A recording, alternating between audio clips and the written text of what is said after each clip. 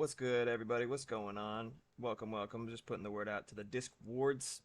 Yeah, I am officially up and running. A warm welcome for Visual Wednesday. Hello, what's up? Dude, Tella comes for robots. They have come to see robots. Asterisk. How fucking pale my arm is. Jesus Christ. Anyway, what's up, everybody? Got Jack Draws raiding with a party of two. Party of two, an army of one. Anyway, Jack and I in Malwartai. We got Kanjamin in the chat. What's good? What's really good? I will not say any more of that because that's very not for me to quote. Anyway, Boondocks was great. I can't quote it. Boondocks was great. Let's go. Play some jazz. Some jazz. All right. So first, as is tradition, we're gonna be doing some 30-minute animating. Doing an animation in 30 minutes. So it's up to you, chat. What would you like to see animated in 30 minutes?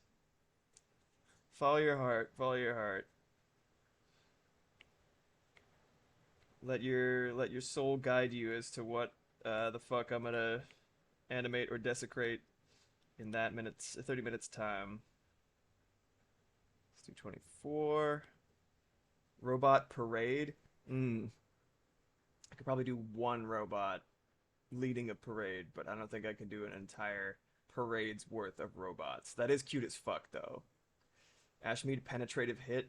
Oh, pile bunker. Okay, okay. I do like a good bonk. It would have to be really rough because it's a lot of detail. Could try. Could try bunking. Doing some Nightfall Raven.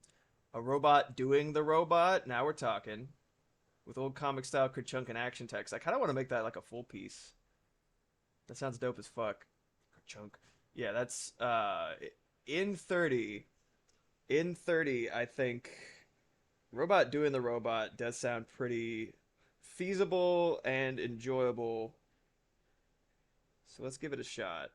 That sounds really good. But I will put the Ashmead penetrative hit on the back burner. That sounds like good commission material. If somebody has a robot with an AC with the POW bonker that they want to see rendered fully animated, I got you. Just pay me dollars and I'll throw that at you.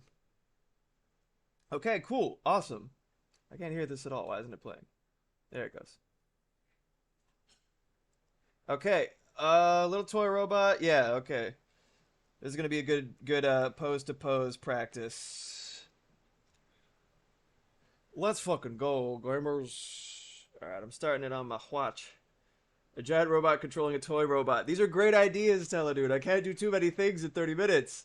Giant robot controlling a toy robot, like a little marionette, like with the little levers and stuff. Flipping the script.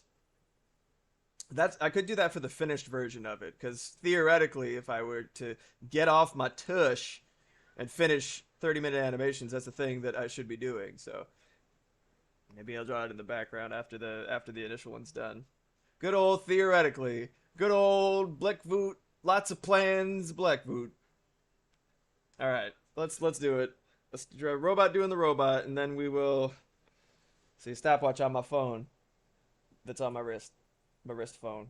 Ah, there you go. You see it? 7 seconds. All right, let's go. Sketch first. Oh, I fucked up. Why do this? I wiped the screen and then it like shows like it goes to another window, but then it doesn't go back the same way. I have no idea how I keep doing it. All right.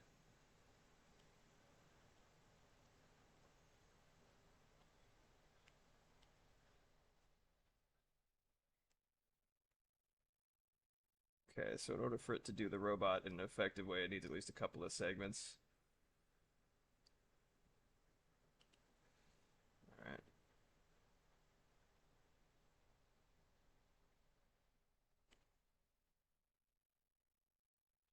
I think it should have like solid joints.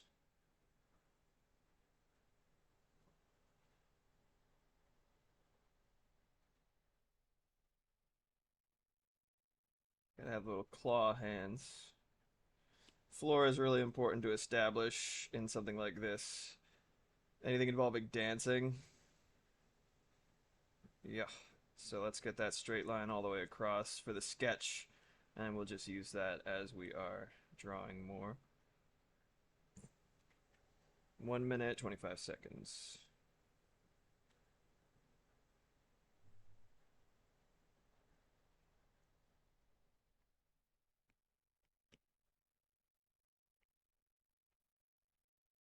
Okay.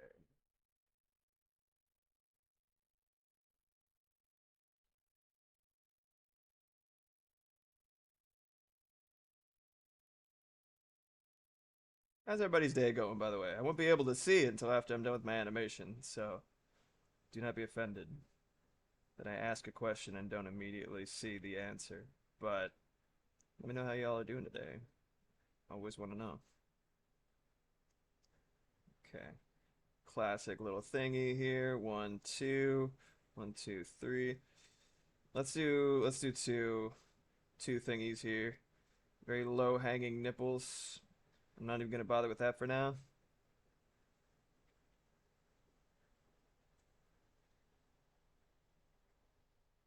Fucking clean up, dude. Oh, I keep forgetting I'm doing a sketch layer. I don't have to clean it up.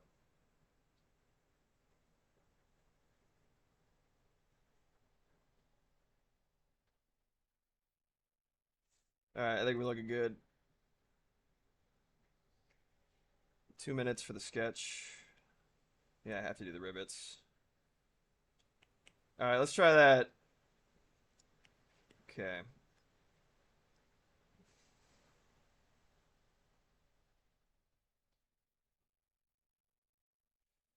So this is gonna be... I'm actually probably gonna have to do straight ahead to get it as fluid as I want it, so rather than going from keyframe to keyframe, it's just gonna be drawing after drawing. Let's do 12. I'm not gonna be able to do anything at 24 for this. Alright.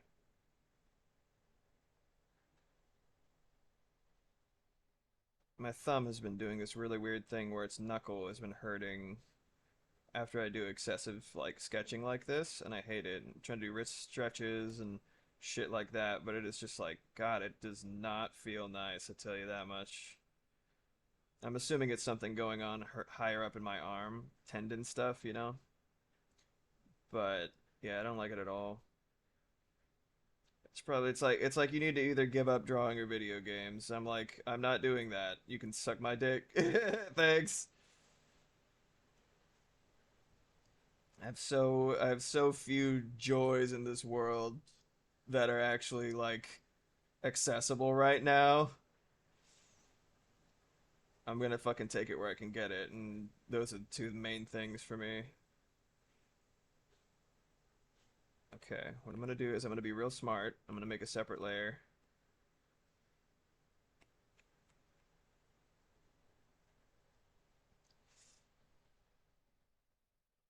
That's like all the robots that I draw, Mar.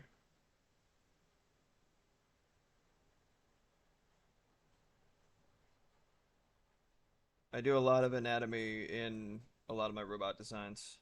Not this guy though. Again, great ideas. Not for 30 minutes. Too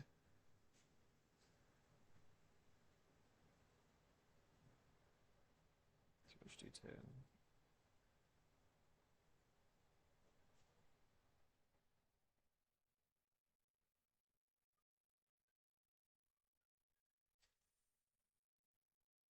Yeah, yeah, that's correct. A little three-dimensionality.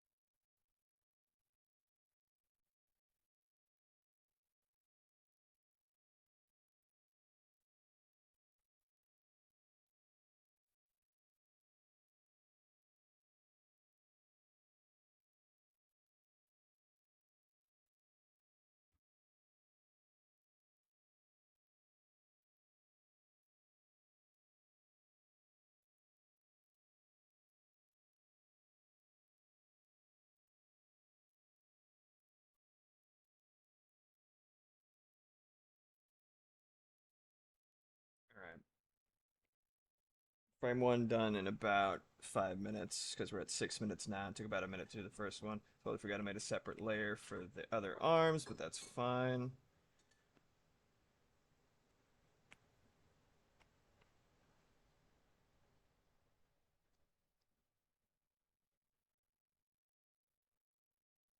I lied. I will do post to post. I was like, oh, I'll have to do straight ahead. I'm like, I'm not doing that. Let's see what I can do.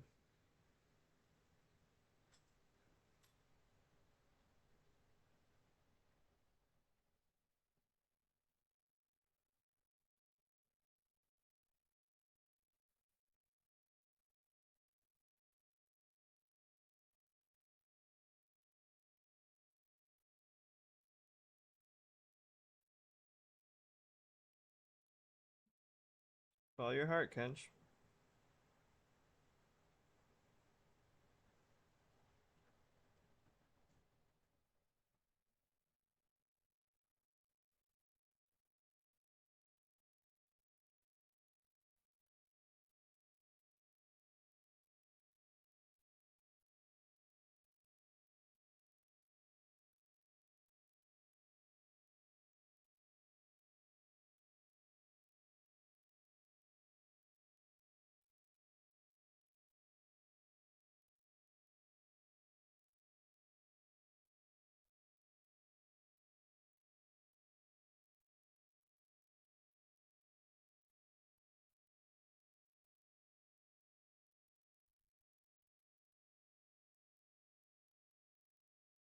It's like I have to do this for arc purposes.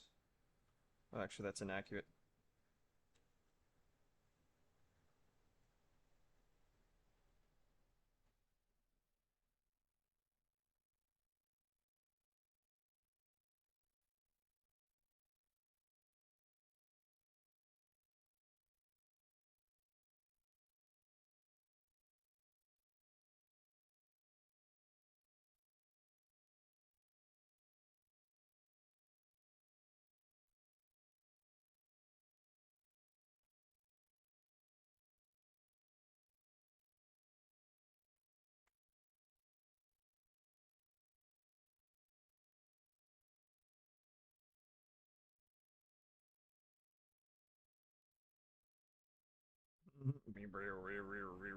I kind of like it with the sketch layer there. It looks kind of funky.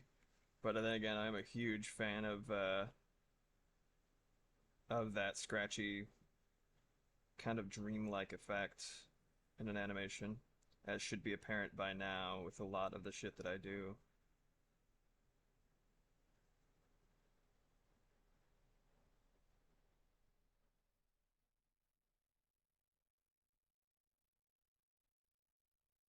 If I was smart, I would have just isolated. I would have just like not redrawn the shit that I'm doing in exactly the same position, but it'll make for a much more appealing effect if all the lines are moving at the same time. If you're doing animation right, 2D traditional hand drawn animation, um, you're probably going to be drawing the same thing just as many times as possible to get it to look good.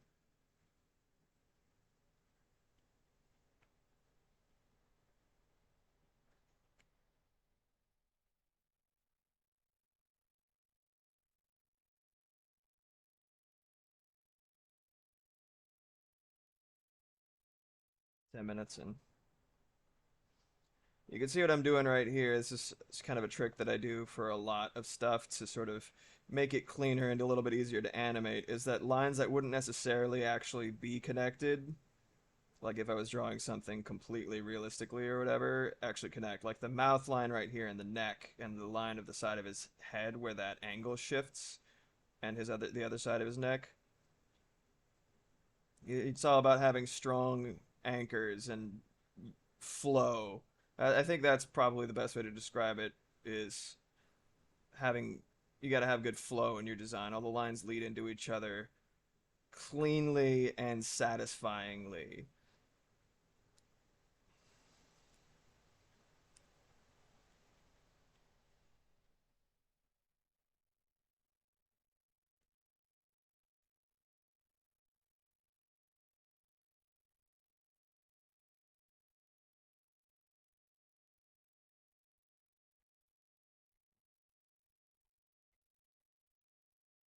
let's get another frame in there. He moving and a grooving. That's a mood. I need more tie.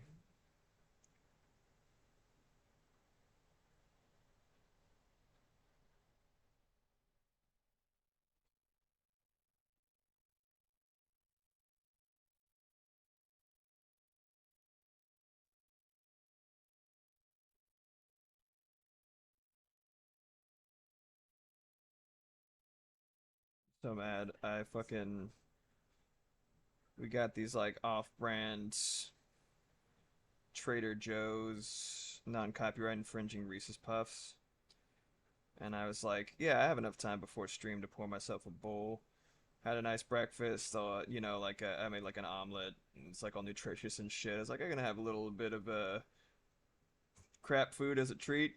We love a little treat, and I poured myself a bowl of them with some bananas, right? Because chocolate, banana, peanut butter, match made in heaven, in my opinion. I was like, yeah, I have enough time before stream to get a little snack, and then I fucking spilt it out of the bowl onto the floor, and I had to spend like 5 to 10 minutes cleaning up. I was like, why do I even fucking buck? God damn it! So fucking annoying, dude. Why am I like this?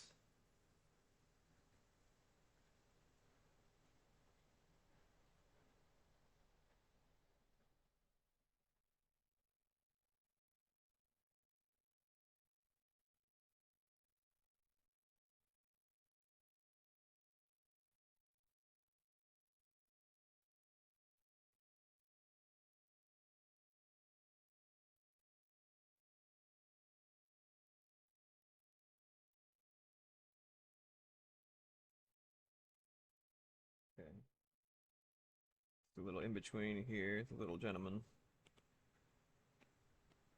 like that. One, okay, cool. About halfway there, so I'm definitely gonna have to get cheeky with smear frames. I promised myself I wouldn't do this. Just kidding. I really didn't.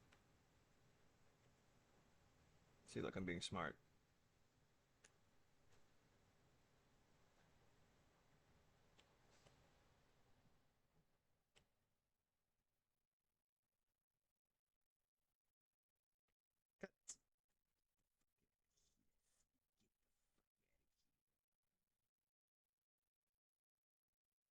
Stays in the same place.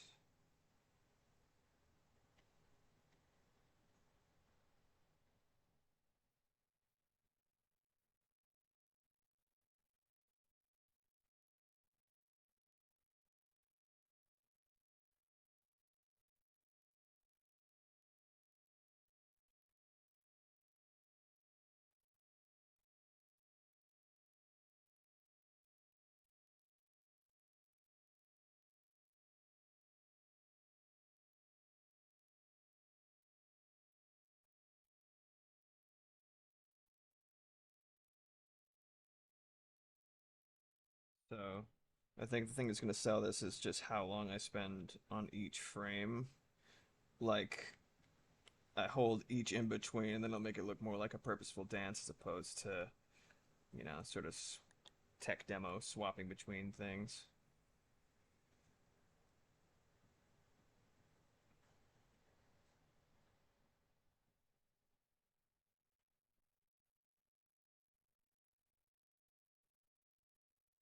These slippery feets. He slide the feets.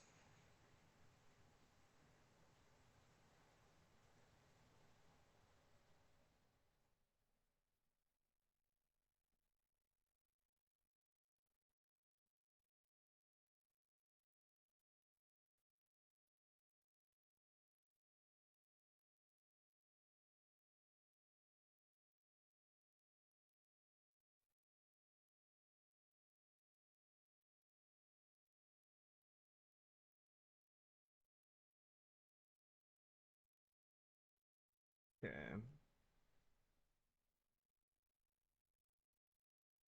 Snaps into place.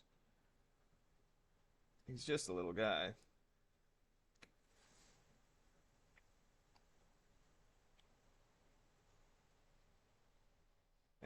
At twos, this should actually be okay. It shouldn't be terrible.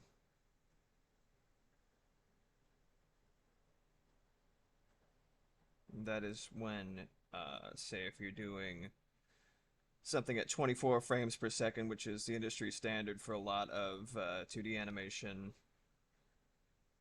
you'd be doing things at 12 frames per second, which is basically when you hold on each frame for basically you're doubling the frames. Like you hold on one frame, leave it around for two. It's I guess the exposure is the right way to refer to it. Is when you have something on an exposure for 2 frames or half a second. So when you have it on twos. So half of whatever the frame rate you're working on.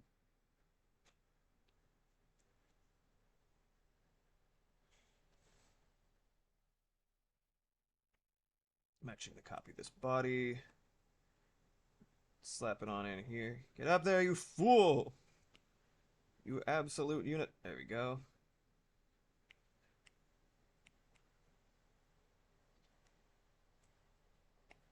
Looking alright, looking alright. Here we go.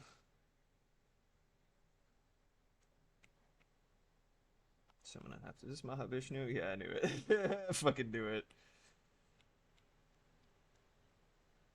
Good old jazz fusion. Bunch of crazy bastards.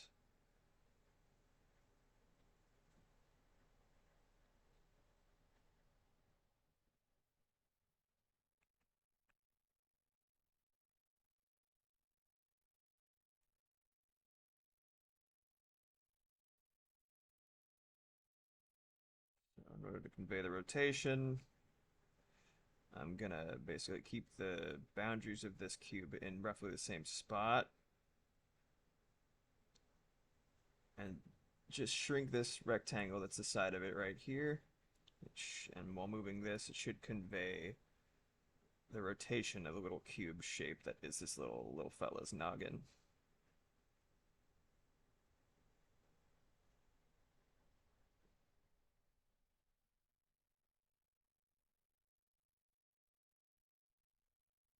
The antenna should probably move differently, but I don't give a hoot.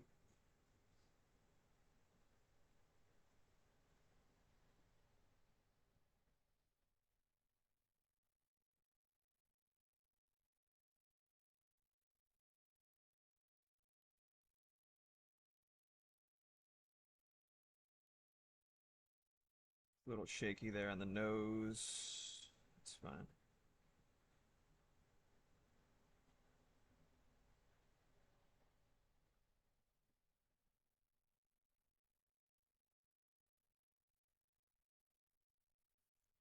Yeah, look at it go. Hurt. Yeah. About 10 minutes left. Let's see what I can do.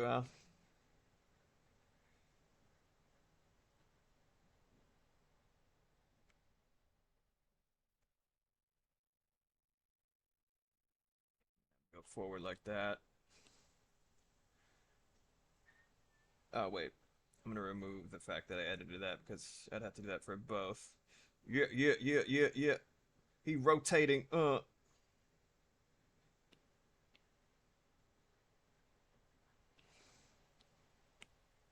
right, let's. I was gonna transfer into another song, but it just didn't. Hilarious.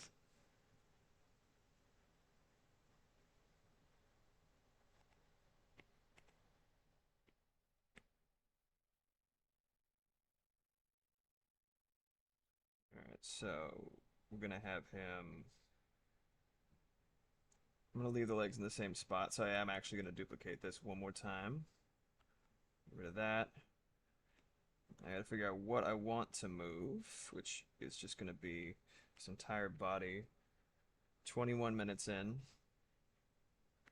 Move that for now because I don't know if I'm gonna keep it. Start a new layer. Asshole! There we go.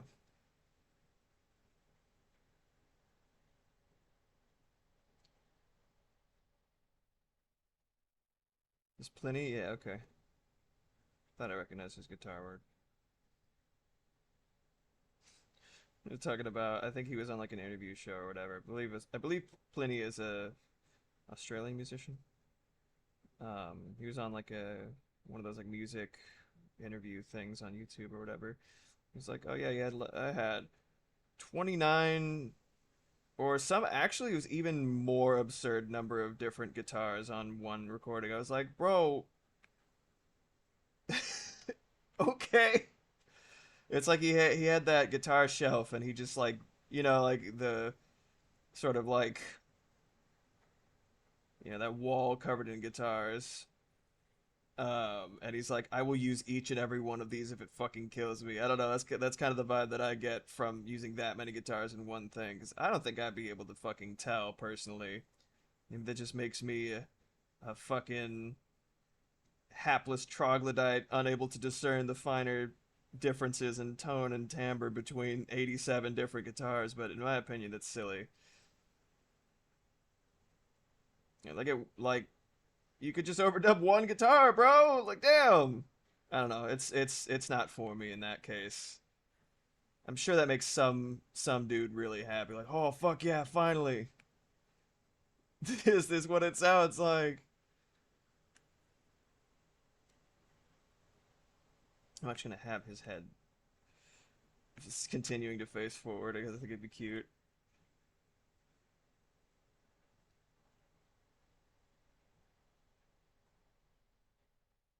I'm probably gonna redraw it. I think I have enough time. Yeah, that's fine.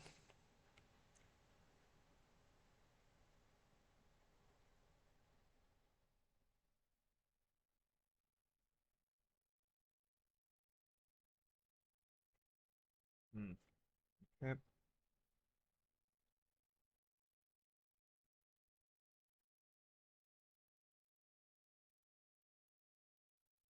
Leave the arms in about the same position as if his body's the only thing that's moving. So that is the goal. Just gonna be scooting them down a little bit. I think this will read okay. Oh yeah, I gotta remember shoulders here.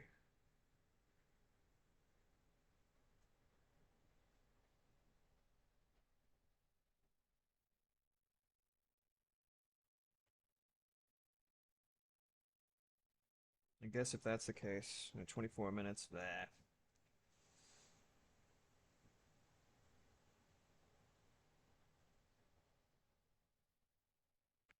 it's a little rough. It's alright though. Whoops, I put these on the same layer as the torso. That's okay.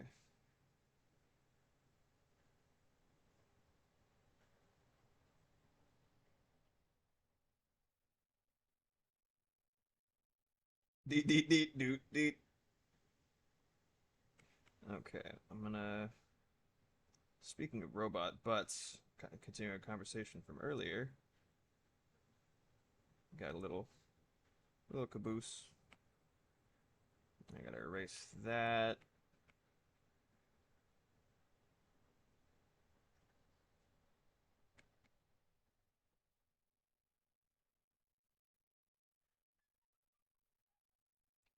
Okay, I gotta maintain my angles. Can I do it?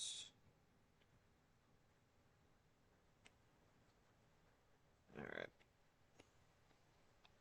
25 minutes in. I think I could do one more frame, which should sell it. That will. It'll work. Wish me luck.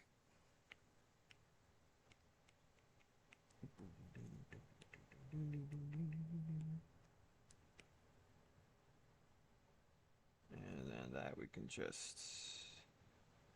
Yeah, if I did this again, or in like a not a challenge run capacity, I would definitely just like do a lot of dragging. But I do like the challenge. It's a little bit easier for me to organize my thoughts by doing it this way, honestly. Okay. Whether it is the most efficient means or not.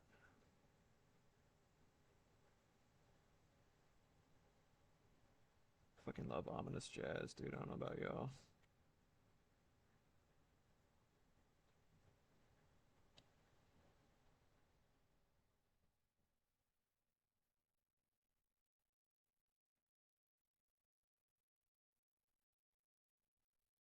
26:51 in.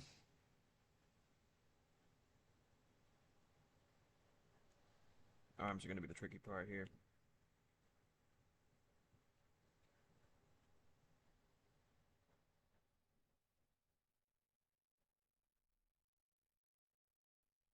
I can already tell that's like not actually accurate what I'm doing right here, in comparison to what it could be, but it's all right.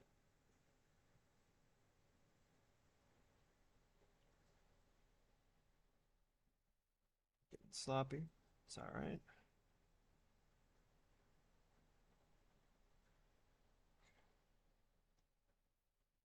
Shit.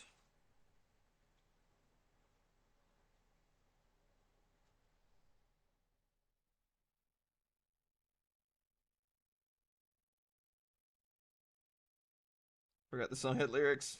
It's like, whoa.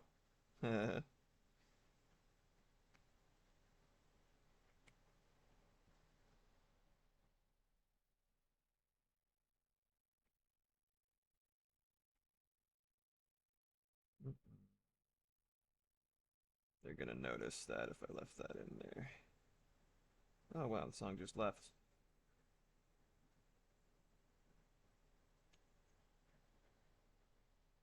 Fucking love this groove. It's a live song and it's jazz, so it does like take a fucking minute with the solos sometimes, but that's fine. The groove itself is just so goddamn good. VOD watchers again. Um, you gotta catch me live, baby. Gotta catch me live if you want to hear the sweet jams, because I'm not about to get copyright struck for enjoying my tunes, but I'm not about to draw without my tunes. So it goes.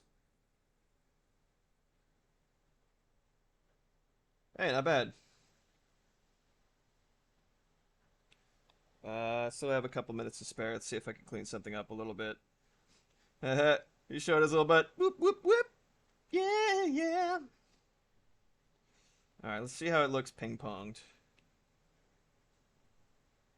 Yeah, it's perfect. Look at that shit. Ha!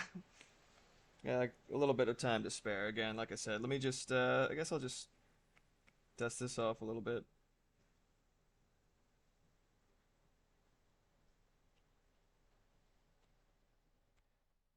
It's not bad. It's not bad at all. Yeah, I'll take that. I'll take it a little bit early. Fuck it.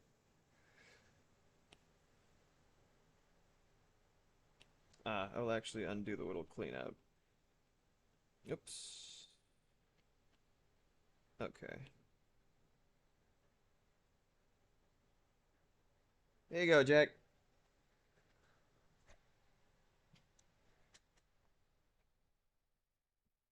He's kind of going with the music for a second. Thank you, Cubes. Shout out to Cubes. I'm gonna eat my sad cereal now for a second. Just enjoy his dance. It's so soggy. Tragedy. Well, all right. What say you? We get into it.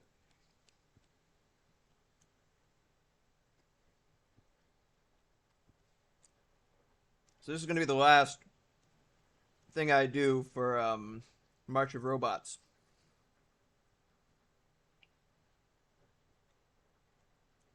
Let me show you the time lapse so far.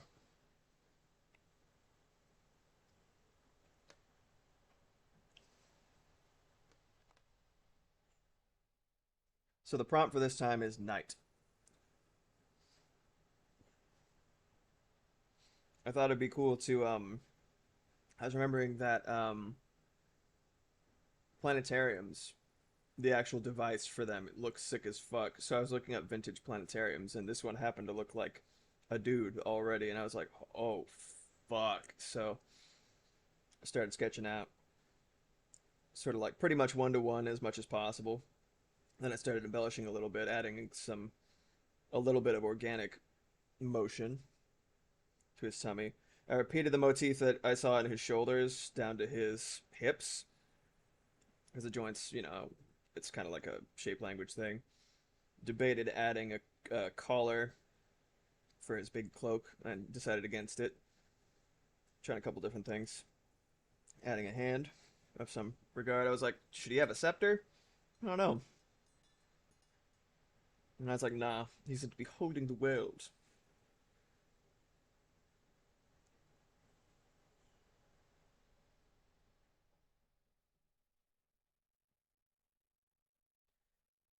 And then I had the idea. I was like, what am I gonna do for backgrounds? Could do him in like this big hall. And I was like, nah, it's better to sort of have him in like a void. Clean up the silhouette a little bit. And there we have it. That's where we are. Um, Had another idea when I was thinking about this piece while being kind of far away from it is that maybe he was in space and the space in question was projected from his eyes. That's what a fucking planetarium does, right?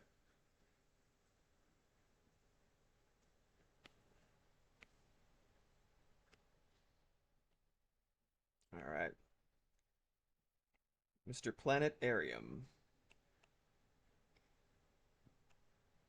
I might change something partway through, but let's move forward with this. Probably not going to clean it up too much. Let's see. Fucking just like fucking look at this though. Like the um the planetarium itself. God, that's so fucking cool. There's very few things. I find something so compelling about something that is made sort of in a utilitarian aspect, like solely for a specific function in a field or science or anything like that that you don't know anything about, because it is so purely intentional and deliberate in terms of design, and you have no fucking idea what it's doing. It's really like you're uncovering, like, what is this? You know what I mean? Like, your brain wants to unwrap it and figure out what makes it tick. At least mine does. um but you just don't have any tools to do so. This is really interesting to me. Okay, do I want right or left side? I've really been jamming on the right side with the sort of dark green at the base and the sort of weird pink at the top. But I think let's go classic and just try aiming for the grays and stuff.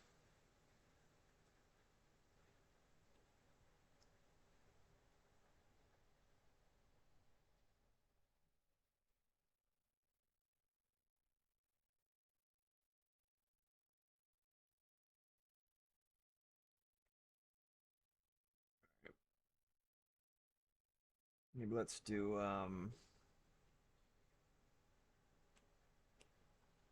I kind of want it to have slightly lighter outlines in some ways because I'm probably going to have a well, maybe I want to have a dark background. Let's see what happens.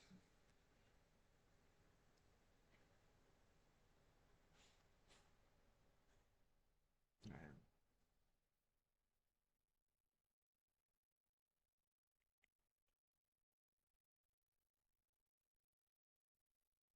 Kind of looking at what made it tick. Oh no, I put a little mark on it. Get out of here.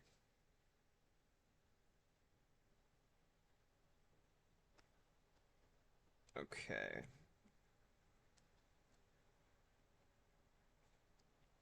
Line too thick.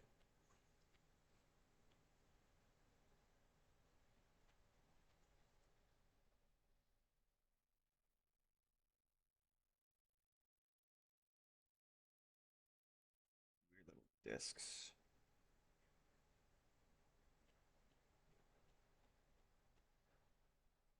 We're still keeping it loose. I'm not gonna try to refine the life out of it, but I want the shapes to be a little bit clearer.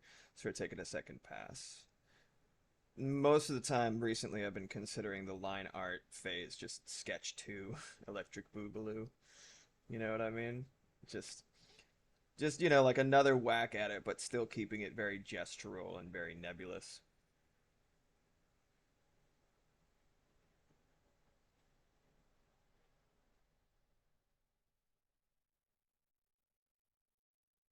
It's kind of like he's got a little top knot or a tiny head on top of his regular head, like King Crimson from JoJo's Bizarre Adventure. Yeah, like his little. Don't look at me. I'll fuck you up with time bullshit. Ah, man.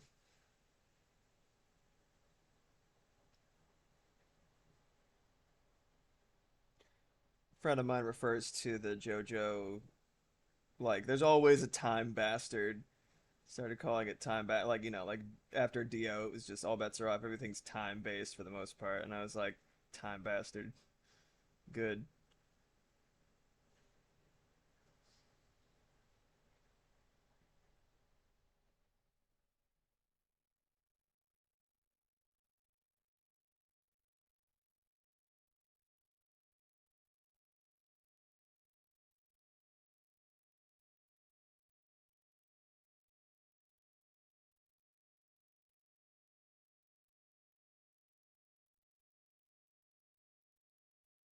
So crazy looking.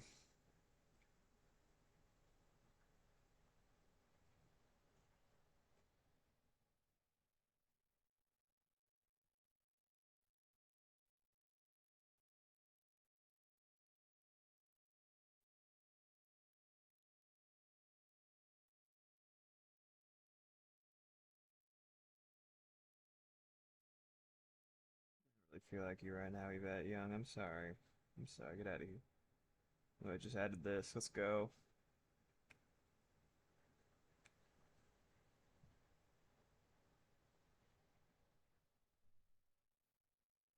Somebody on another Discord mentioned jazz and bass, and I was like, oh, those are things that I like. Yeah, so I started delving into the playlists that are on Spotify for drum and bass jazz. I was like, it's pretty fucking sick. I'm not gonna lie. Everything be like that.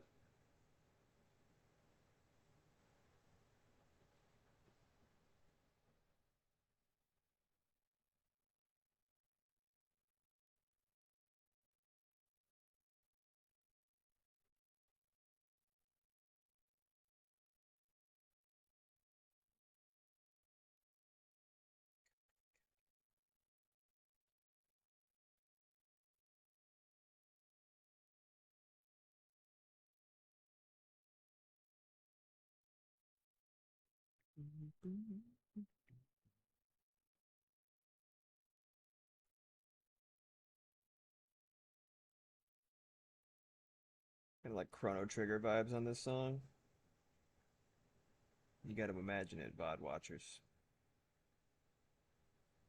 Using your mind's eye and your mind's ears.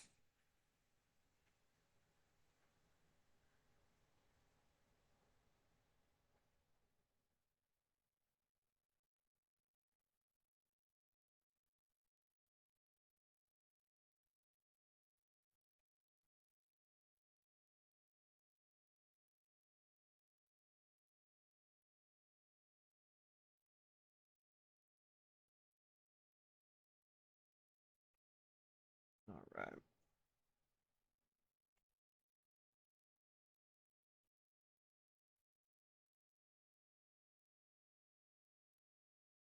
Look like little keyholes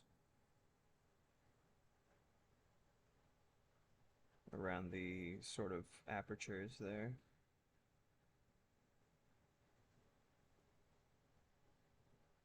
So fucking cool.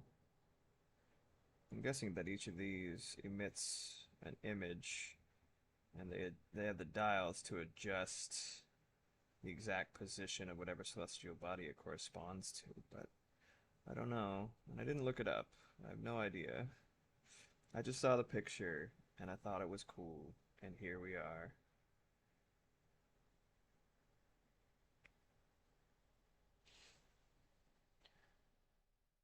I've been noticing in Minecraft builds as well because I've been playing a lot of Minecraft to sort of, you know, escape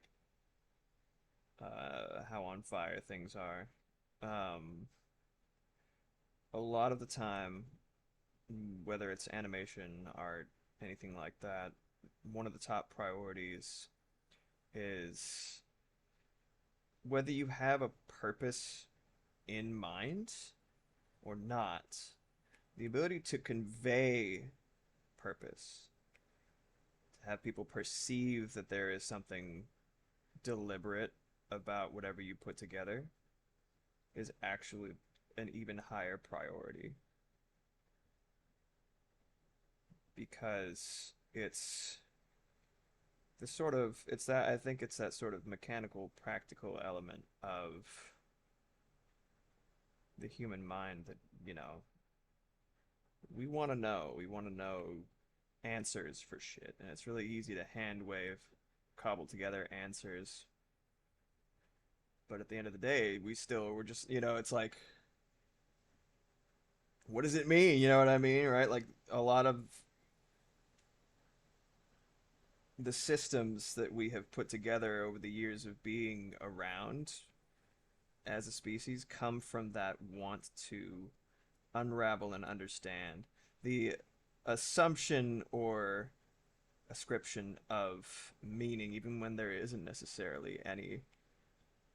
It's got us pretty fucking far. It's like we, as primates, are users of tools, and we are fully evolved versions of primates to so many degrees, and that's kind of like one of them, I think. It's the ability to make machines, right? The ability to sort of like almost gamify or like metagame nature. It's like, oh yeah, yeah, yeah. We just count these very specifically and then get to the point where we can count them perfectly. Then we can just do this, slap a couple logs down, roll it, man. Check it out. Like it's just really interesting.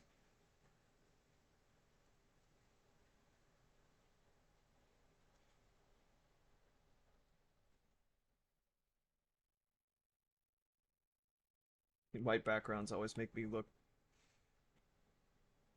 fucking extraterrestrial, blinding. All right, here we go. It's better.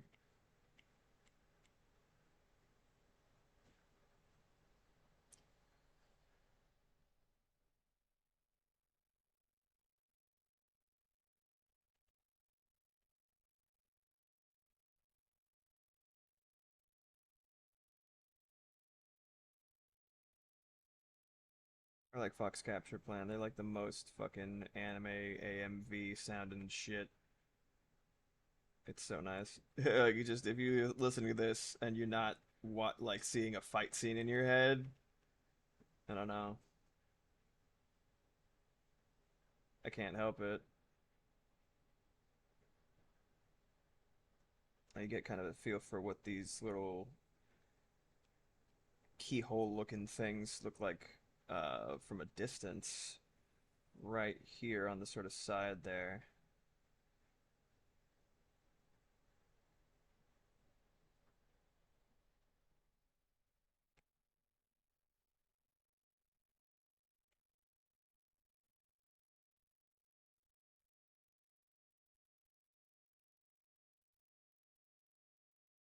Had a little bit of three dimensionality there. Just hanging off the side a bit.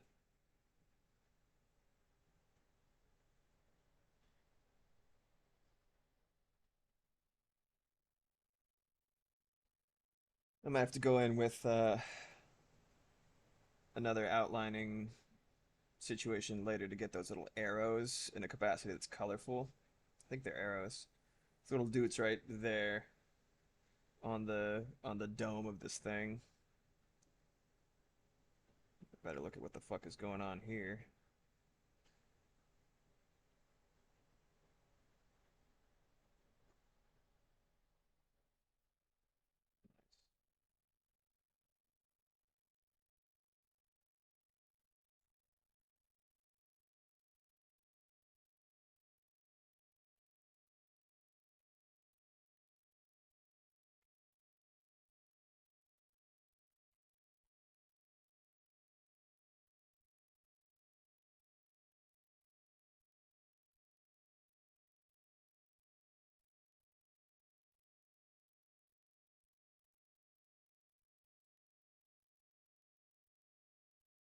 Oh, change the line weight? No, I didn't. Good.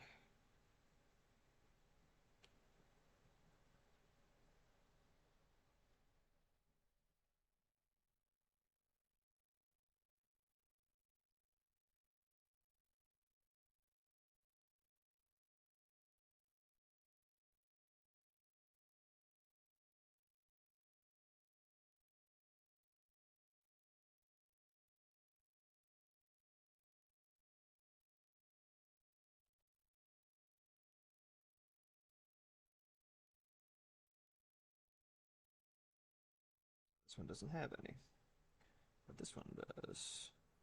It is a mystery as to why.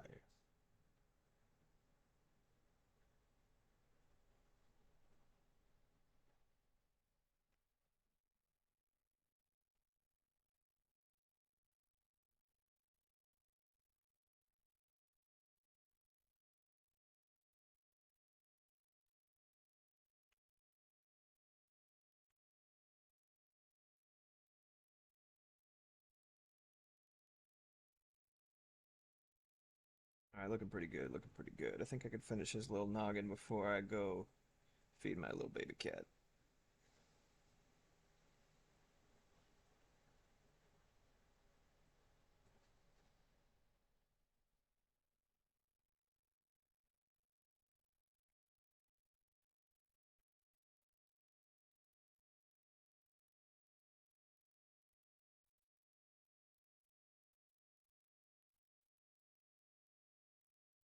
Yeah, I think I might just do that now before I forget, is to add the little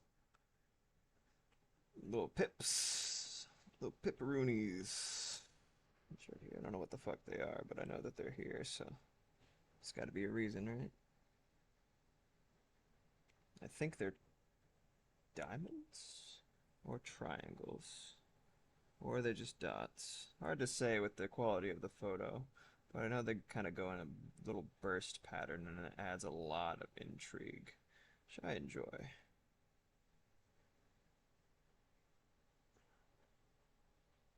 Yeah, that is super fucking cool. Maybe one day an astronomer can look at this and tell me all the ways that it's wrong and why it's important. For now, I'm just drawing a cool guy, man.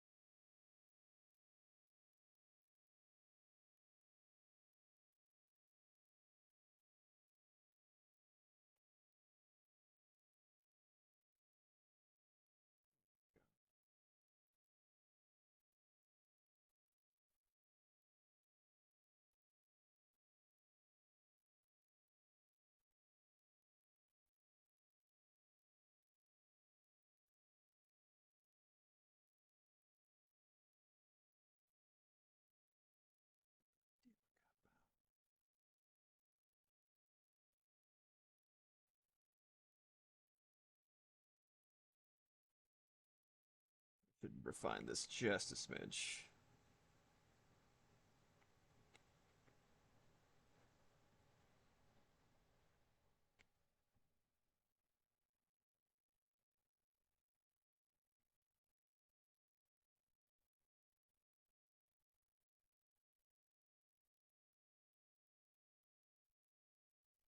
I wonder what this is. It's a little tiny, little tiny version of the larger thing. Maybe it's something that's further away. I don't know. Never talk to me or my son again is what it is.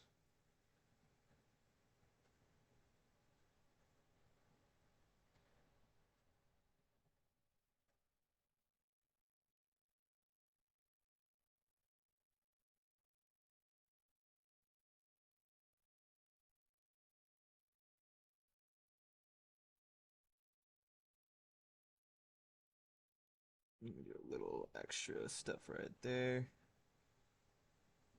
Add a little bit of texture. Looks kind of like a Katamari. No.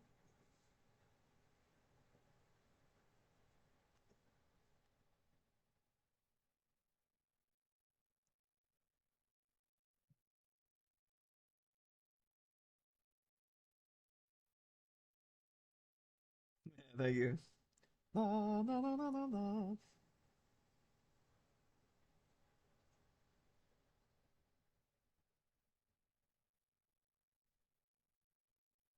Diodes and shit. Looking like binoculars. I believe this is a 1950s planetarium. It's very interesting. She looks so fucking arcane, dude. It's insane.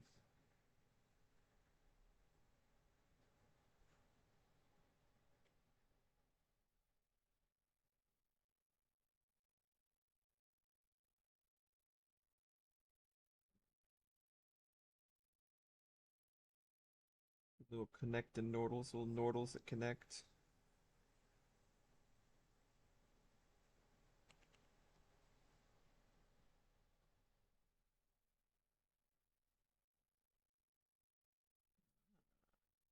Sounds like it's that time again. Time for Baby Maeve to get some nom noms.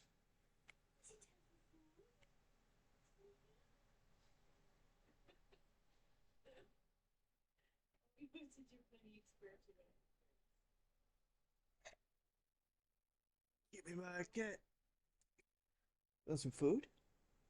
She blinked at me. What's up, dude? You're so sleepy. Yeah, come on over, little baby cat. There's a good kitty. My little baby cat. Use my hand. Hello, beautiful kitty. You're such a good nugget. Oh, you're so good and patient. Oh, that's my baby cat. She's so sleepy still. You say hi to the camera? Hello. Look how tired she is. Maeve, I love you. Oh, are you purring? Jesus Christ. Look at this angel, dude. She's actually purring right now. I love you, Maeve. How do you feel? Yeah, you want some food? Ears go back. Yeah, you want some food? There you go, sweetheart. Okay, my friends, I will return momentarily. I'm going to put up the BRB screen, but the music will still be running. So enjoy that. Yeah. I'll be back in a little bit, maybe like 10 minutes-ish. Enjoy. Music loop off. Spotify continues. You can see the song up there. Anyway, all right. Love you all. I'll be back.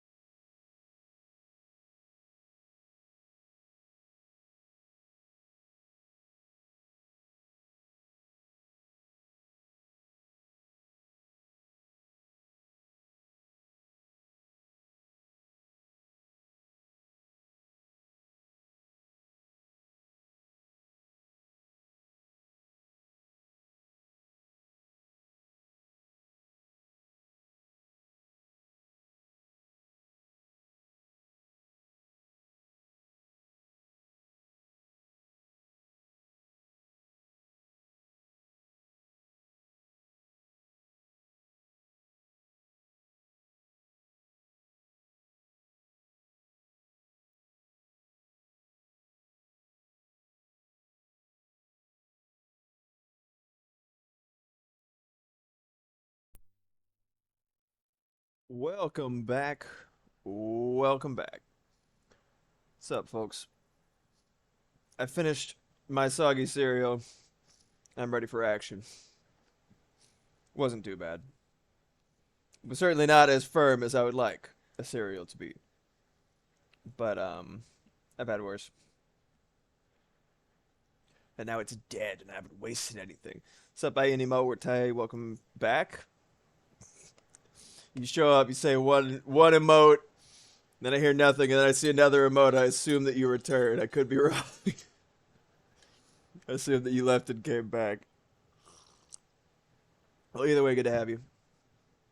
Shield becomes too soggy for me after 3 seconds in milk. It's really bad. Some cereal tastes really good after like a slight exposure to milk, but not complete saturation. Like peanut butter crunch, I think straight out the gate, it's like I could have it a little bit softer. You know what I mean? So the slight bit of milk that compromises the structural integrity like makes like a nice wet crunch. It's been crunchitized properly. That's great, but then after that it's horrible. It's horrible. Don't want to eat it after like it's like this perfect it's like a like the ripeness of an avocado being like a very, very narrow window. That's what it is for me in Captain Crunch's milkiness. Peanut Butter Crunch, I should say, not Captain Crunch. But I guess the same kind of applies. Captain Crunch is fine from the get-go. Peanut Butter Crunch needs a little softening, in my opinion. My very odd, specific preferences. Grow larger.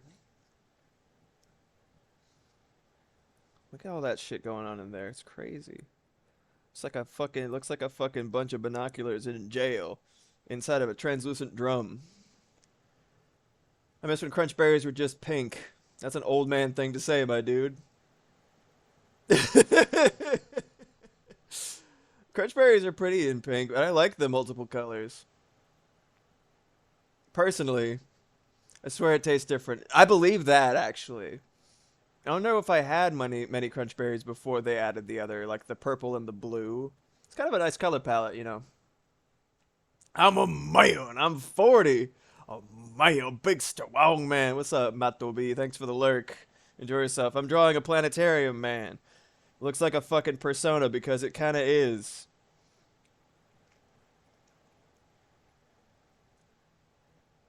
Anyway, this is my final thing that I'm doing for March of Robots. But yeah, I respect that, Ken. There's a lot of shit that I'm like, they definitely changed the flavor of this. Oh, fuck, am I gonna have to do 2 layers? I don't want to. I don't want to. I thought you said for soda. I'm like, babe, I don't think you're doing this right. I think everyone else is doing it wrong. If this is the correct one, which it is. This is like way more what I'd be into than a persona. Some kind of horrific entity. Oh, it is absolutely an old man curmudgeon thing to say.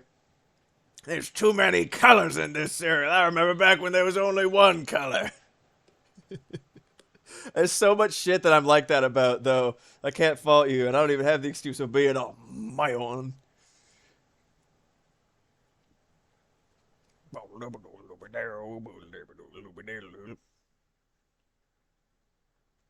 Have you guys seen Tosin Abasi, the dude who's the main musician and writer and stuff for Animals as Leaders? He is fucking gorgeous. I'm so jealous. Someone could be so magnificently attractive and so good at an instrument. I'm like, damn, man, fuck, shit, God.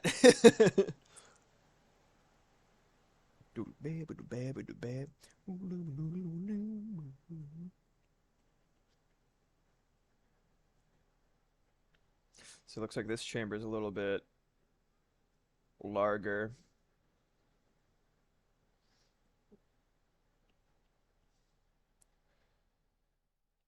I feel like you couldn't look like this guy, and not have a sick ass name like Osmodius or some shit, you know what I mean? Yeah, Osmodius. Oh, I love Ghost. It's so fucking silly.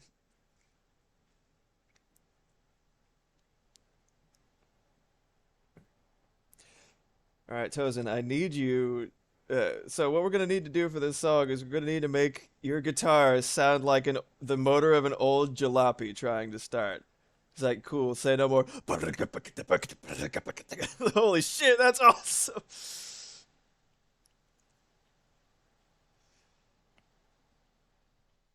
I need to learn how to slap desperately on my six-string bass and eight-string guitar. I got two strings too many on two instruments. Oh boy, oh boy. It's really fun. It's kind of, I think of it like weaponized indecision. You want to play guitar or bass today? ¿Por qué no las dos?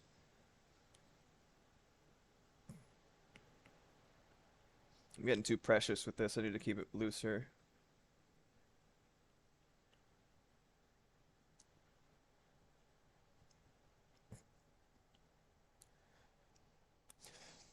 I've said it I think I've said it before. Everything that I say on stream, I assume that I've said before because I'm just a fucking broken record over here. But uh, interesting part about drawing mecha giant robots of any kind, really, but specifically mecha, is that in a lot of ways it's kind of like a still life because the point of it is to demonstrate. You're basically just incorporating the textures of things, and the less accurate your textures, the less impact it's probably going to have. You know what I mean? At least in terms of realistic mecha, like Super Robo, who gives a shit? It's fun. It's just a big silly man-shaped guy who's shiny and probably pulls a giant sword out of somewhere and cuts a dragon in half. Shit fucking rips. Super Robo is fun. It's just great. But like realistic mecha and shit like that, right? It really is like you gotta be all about your fucking textures. I feel like it's kind of a similar bag to effective horror. I think Earth, Wind, and Fire is looking a little bit loud on the display, which is not a problem for me. I fucking love them, but yeah, I'm turning it down a smidge. Get away. Um, but I feel like a lot of horror and a lot of mecha stuff, they're both bound to a level of you have to convey textures properly because it affects people's immersion in the medium in what you're putting forward. Like if Junji Ito's art wasn't at that level of stellar, he would still be a very creative writer, but that's the backbone, lungs, liver, and heart of his art, of his work, is just the insanely polished art conveyance of texture. It's a visceral feeling in horror. You see something conveyed properly. Even if I'm not a huge fan of gore, but like if it's like it being well conveyed is important if you're going to draw it at all, right? Like you want to see like detail. You want to see the sort of like, oh, that ain't right. You know what I mean? Like skin texture's got like, it's like it's all like fucking like gnarled and desiccated, like that kind of thing, right? Like there's all sorts of things that have to come together to put you into that moment. Otherwise, it just ends up being silly. You need to it affects your immersion in what you're engaging with, and I feel like that's also true for mecha. And just like when mechanisms don't work, like you don't want the robot that you're looking at to look like plastic.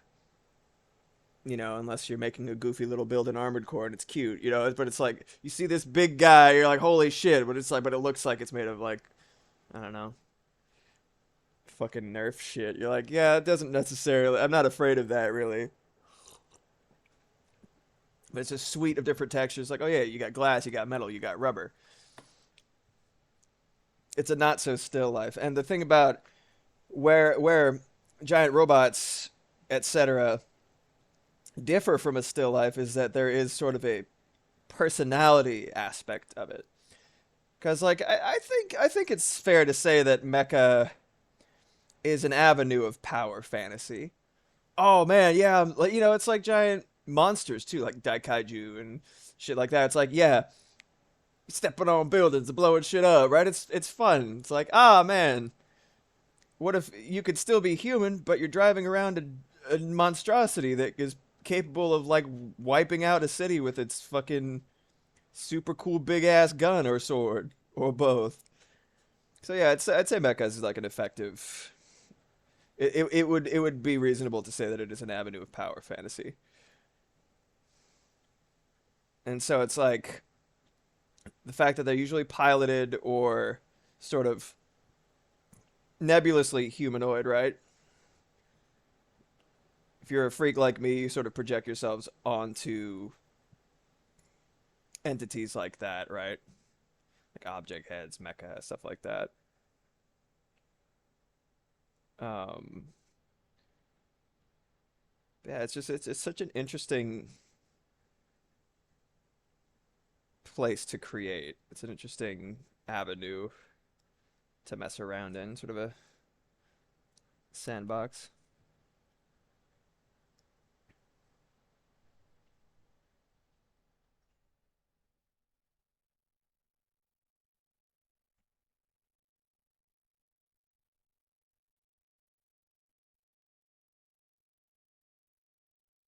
Kind of like a drum. Like I said before, I think it's that sort of diamond structure that I'm looking at.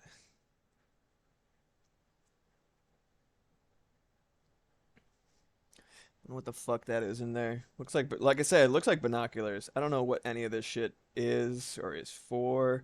I just know that it looks cool, man.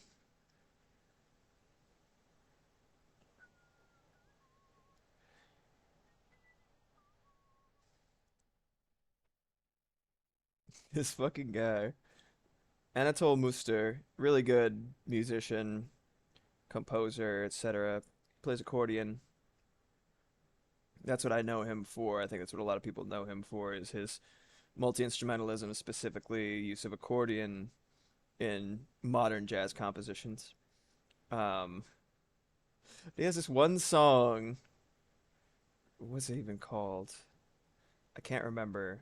Maybe it'll come on uh, today on the playlist.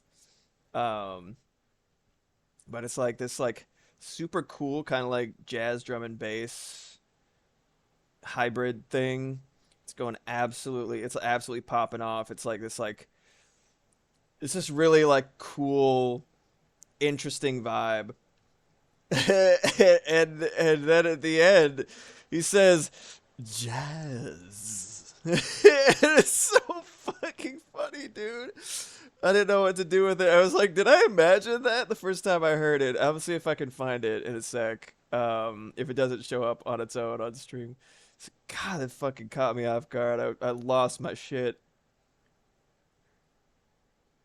Oh man. I did not know what to do with it. It was so funny. Jazz. It's like, yeah, we know, dude. He's just saying it like it's a swear, like, damn, jazz.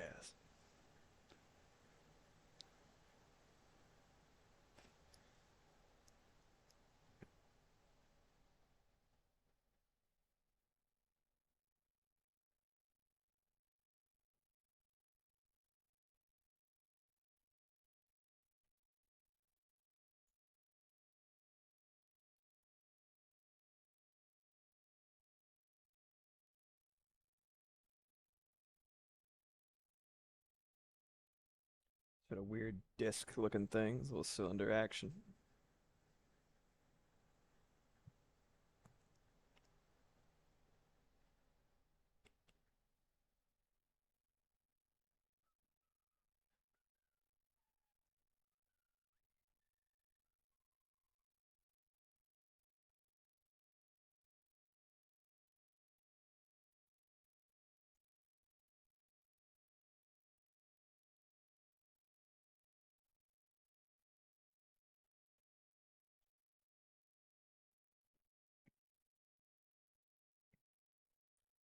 What's something that you chat. It's like not a high priority item for you, but something that you've kind of always passively wanted to know how to do, but kind of resigned yourself to like the possibility that it might never happen. For me, it's playing drums, like really getting good at drums. Not like a bucket, not quite a bucket list item, but like a pail list. You know what I mean? Like a side, smaller bucket, a smaller vessel with less importance. Oh, I just saved this. Song's fucking crazy.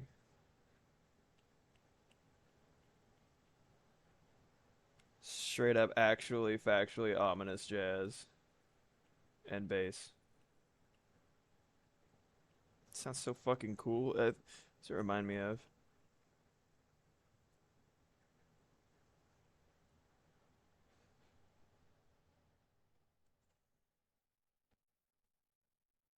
Let's make whatever the fuck this is. I think I can piece together the shapes of this into something.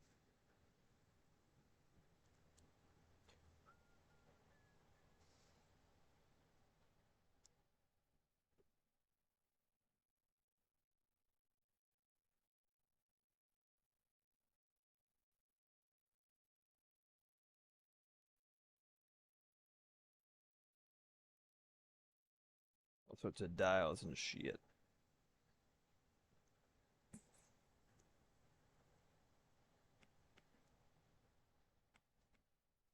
Should really change the size of my eraser. He's too big. Much like the brush was.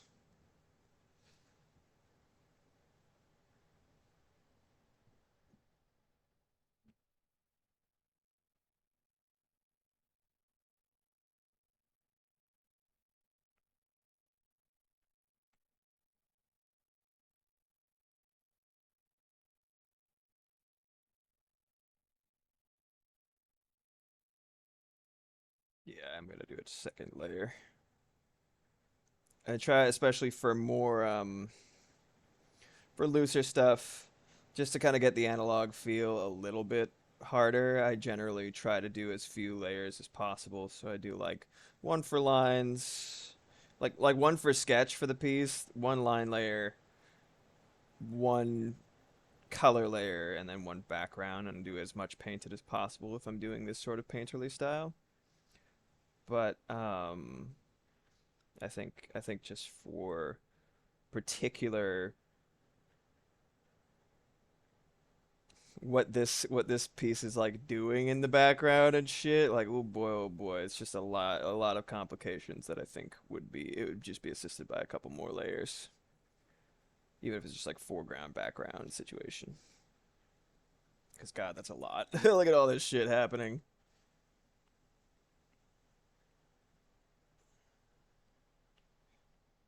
So let's do that preemptively.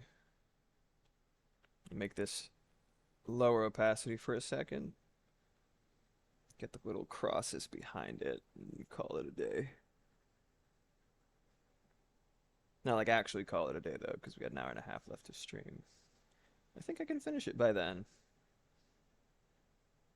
Another reason I like a sort of looser style is that I don't have the opportunity. Like, I feel like it's no surprise to me. I am my own worst enemy. I do end up. I found the best way to get myself to do pretty much anything is to find a way to circumnavigate my overthinking. So I'm not even giving myself the chance to overthink. Just act before brain can be like, wait, you have to sign this in triplicate, and I have to stamp this, and we have to run it by the committee and approve it. We will not approve it. You know what I mean? Like, I just find myself every single time that I'm given, like, you'd think more time means more productivity, but that's not true for me, unfortunately. So you gotta learn to work with your own idiosyncrasies. Or get medication. That's probably another thing that I should be doing. It's for damn sure. Here we go. Oh fuck yeah, this song rules.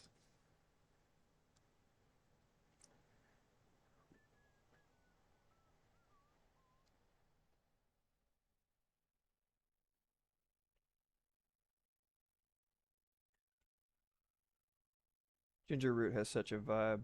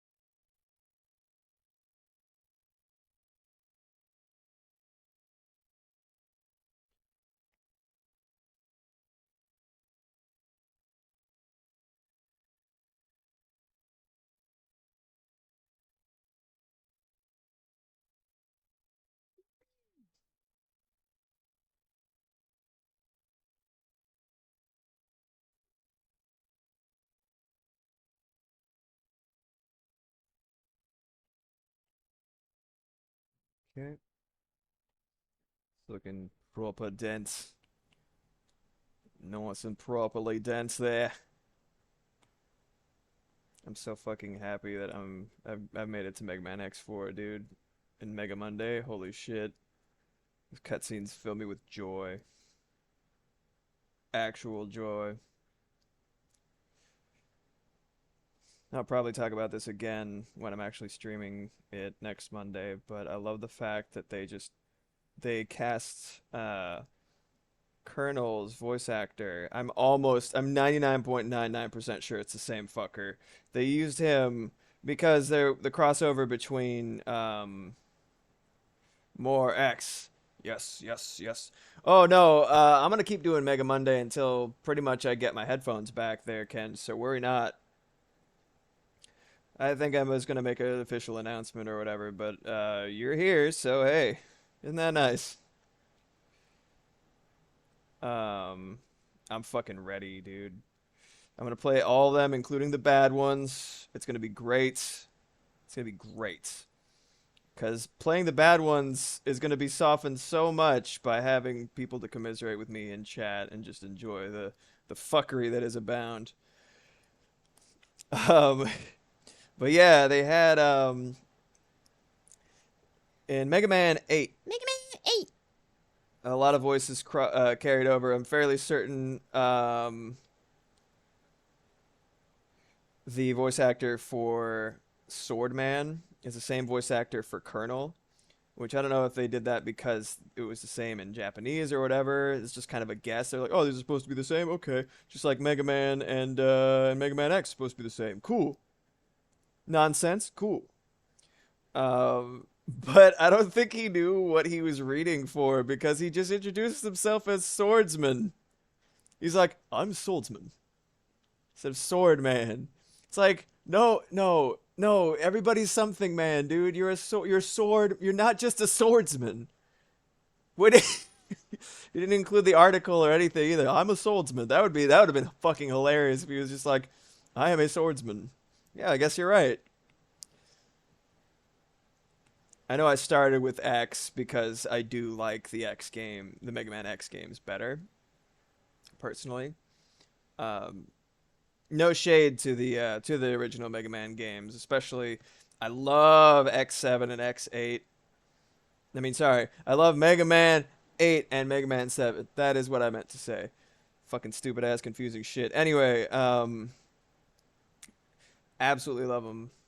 Um, the really weird specific sound font of Mega Man 8 is really strong. I like the little slurpy animations. Um, just great vibes. The hilarious voice acting, top notch, 10 out of 10. Everything that I want from like a shitty PS1 like dub. Oh, it's so good. IMDb confirms the English VA for Cornel and Swordman are the same dude. I'm smart. Anyway, fuck yeah, dude. Yeah, I recognize that Australian accent anywhere. What's it doing there? But yeah, he's I love that shit so fucking much.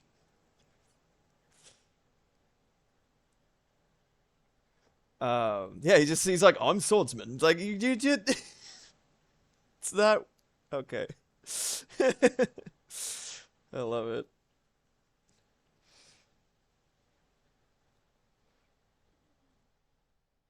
Yeah, it's really interesting because after X6, it's going to be completely uncharted territory. Because I played like the first couple of levels of X7. It's an experience, certainly. It is certainly an experience. I, while you're on IMDb, is the voice actor for Axel in X7 the same voice actor who did U1 in Gitaru Man? I'm almost positive it's the same person. She has done a lot of shit, so I wouldn't be surprised, honestly. Because my only real like, experience with X7 could probably be boiled down to "Here I go," ooh, which is when you switch to Axel and he immediately dies. That's what happened to me a lot.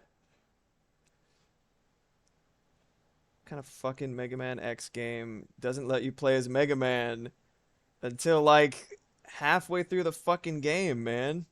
That's what I heard. It's so fucking funny. That game is a disaster. I can't wait.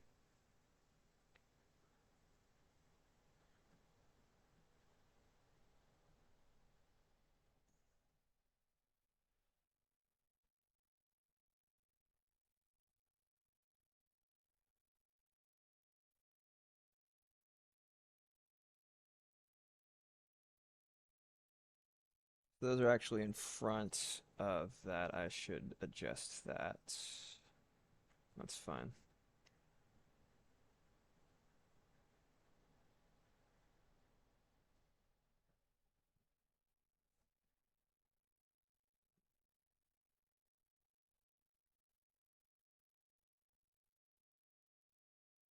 Axel and U1 from Gitaru Man. Gitaroo Man. That game is fucking incredible if you haven't played it, by the way. It's like the ultimate B game. Like B movie, not like the B movie. What's up with that? Local human woman wants to fuck Jerry Seinfeld the bee for some reason. Movie's fucking crazy. What are you talking about, man? Anyway, it's just absurd. The suspension of disbelief can only go so far. Anyway.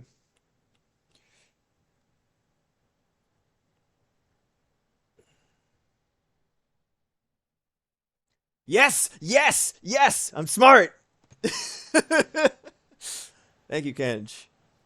I knew it sounded the same. Puma! Oh, no! You won! Just do like I taught you! Oh, that game's fucking incredible. Have you ever seen Guitar Man? I gotta play it on stream at some point. It's a fucking triumph. It's a rhythm game. It's like a, oh, it's so good. It's such a fucking weird game. I love it to pieces. One of the songs in there we actually used for Moxie to walk down the aisle. It's pretty cute. I think probably only Matobi and my brother noticed. It was like, wait a fucking second. It was great. The legendary song or legendary theme. The legendary something. It's great. It's phenomenal.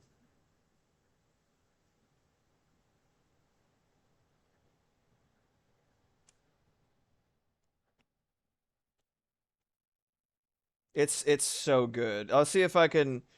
I don't know if I have it on hand, but at some point in the future, I definitely have to play it on stream because it is so good.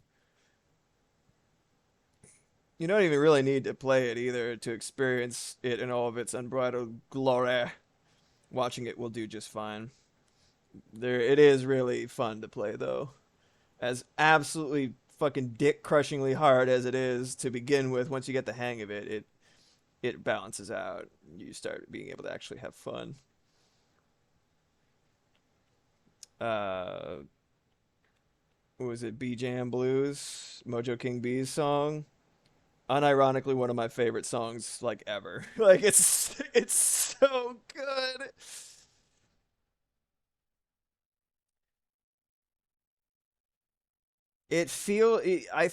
I don't think there's a game that more perfectly encapsulates how it feels to make characters as like a 10 or 12-year old. You know what I mean? There's such a freedom and creativity to it and like a sense of whimsy. Oh man, I just fucking love it, dude. It's got a very specific flavor. It's super nostalgic, even if you haven't played it before. It is. It is dick crushingly hard. My dick will never be the same. Just kidding. I got it replaced. We're better now. Stronger. The Blackfoot lore just keeps getting weirder and weirder as people continue to let me talk. Last mistake. But no, that shit, it's so hard. Like, basically, it's like you get to Mojo King B, and he's like, "You better get your ass ready, bitch." And it's just like, oh my god. It's like, oh, this is actually really easy. It's pretty easy. Oh my god, what's happening? Holy shit, I've entered the seventh layer of hell. Nope, we've gone beyond hell into something much worse. It's like it just keeps getting harder. But yeah, once you kind of know what the game wants from you and how to give it ends up being really, really just fun and challenging. I can't tell you how many fucking times I lost to Mojo King B and he's like, "Come on, man. What's up with that?" And I'm like, "I'm sorry, Mojo King B. I'm sorry.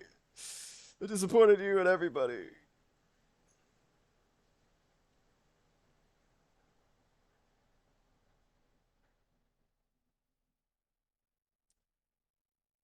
Yeah, Guitar Man's a good game.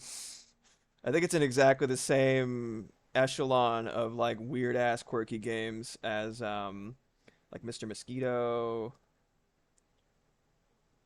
stuff like that. It's like weird PS1 games. That magnificent time before they had analytics to tell them that everybody actually wanted really boring shit. So that's what they started delivering when they were like, let's just get the best motherfucking artists we can find, the best musicians, and just give them very few rules and just have them just crank out weird bangers, just unbridled creativity. And I'm sure it'll work. We just start with the quality and the rest will follow. And then they were like, "Oh, okay. Well, it looks like nobody gives a shit about anything that's not like gray and beige and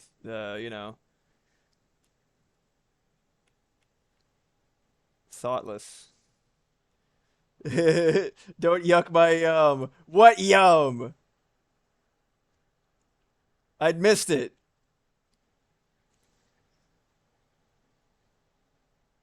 What did I say that you were referring to? My yucking thereof.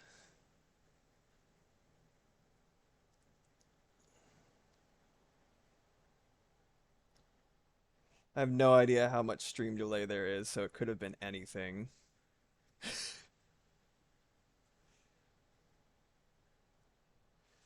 Maybe some of us like getting our dick crushed. Well, then play Guitaru, man. What can I say? Don't progress in skill. Get that shit flattened like a fucking smash burger.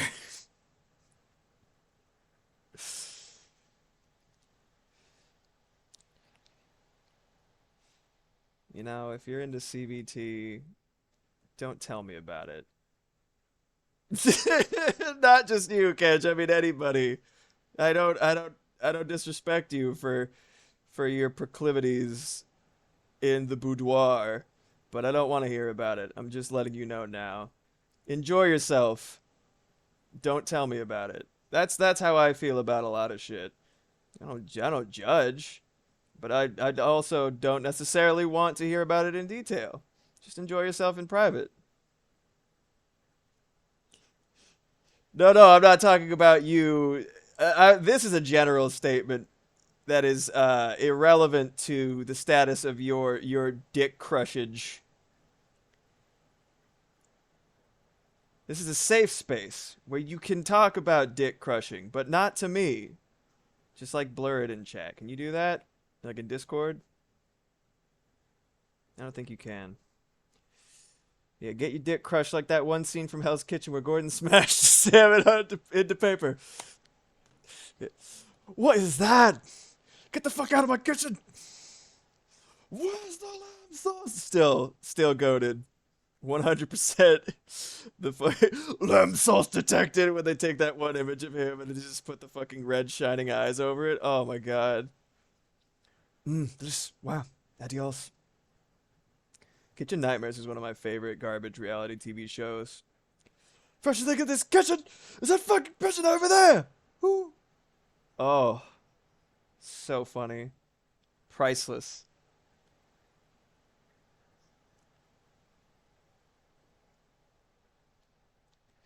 No, I know you're joking. You're speaking up for people, who might desire a smashed peen or two. Maybe not of their own, you know? Speaking truths to the people in the back.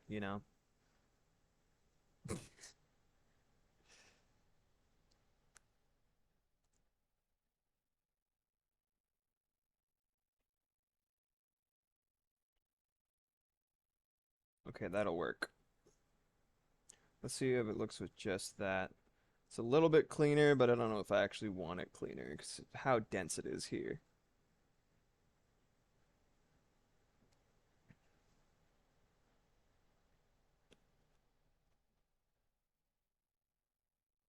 So many layers to this. And by that I don't mean like Procreate layers. I mean just like wow. It's such a densely packed machine.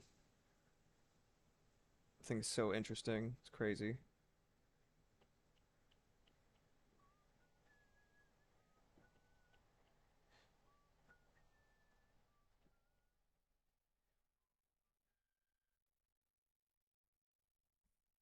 I'm probably gonna keep drawing after this stream. I gotta make some thumbnails for YouTube VODs. Whack.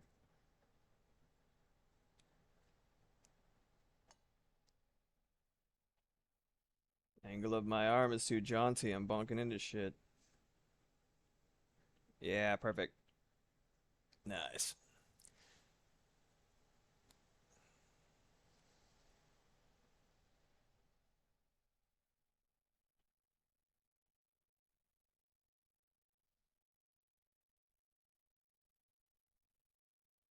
How do y'all feel about scratchy, kind of nebulous lines in art or animation? I'm not going to change what I'm doing for your preference. I'm just curious how much you'd, like, probably hate looking at my shit if you don't like the scratchy lines.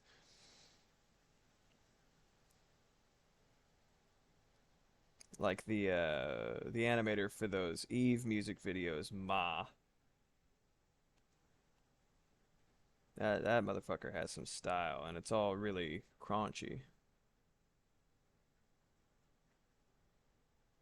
I know it's like as far as a lot of animating teachers and stuff like that are concerned, it's like a cardinal sin. They can chomp a chode as far as I'm concerned, but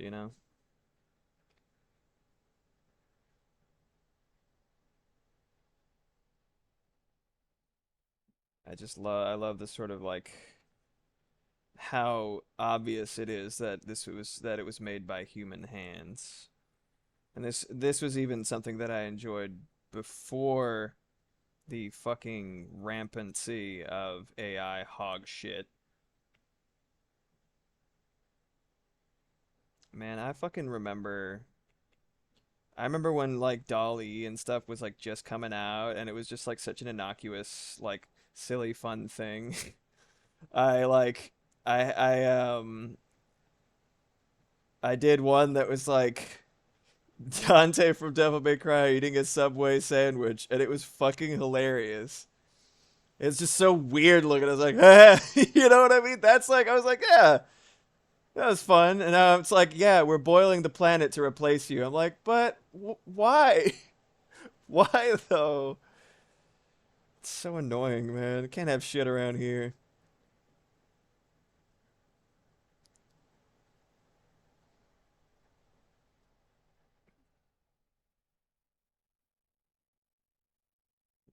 Doots.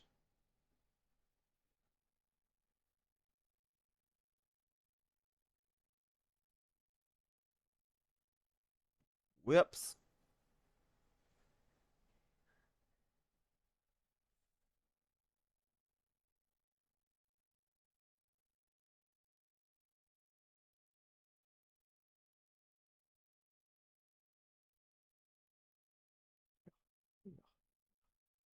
Yeah,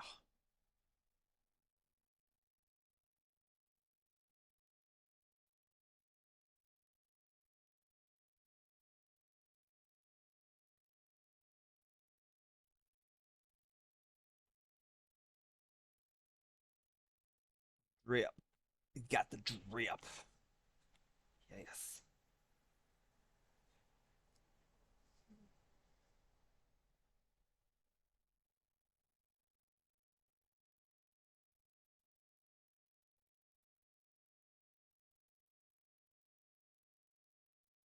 Get in there, man. It's a very difficult shape because it's like a rounded cylinder. It's a cylinder. It is imperative that the cylinder and the object attached to it remain unharmed. Did you guys see that? Moxie showed it to me. It's like a Reddit Hall of Fame thing where a dude clearly like as far as everybody was concerned, he got his dick stuck in something. And he was committing so hard to the just not he's just pleading the fifth about it. Like he's just it's a cylinder is what he kept saying. He was like, and then people are like trying to basically like prance around it as well while still like try to help him out. So it's like, now is the object attached to the cylinder able to be destroyed or removed or anything like that? Is it turkey chicken? Mini M&M tube. That's right. Yes. Turkey slash chicken thing. No, no, no. I don't think so. But yeah, it's a cylinder. And he's just doing his damnedest to just not mention it explicitly. Everybody fucking knows. He's just it's imperative that the cylinder and the object attached to it remain unharmed. Just fucking destroyed me.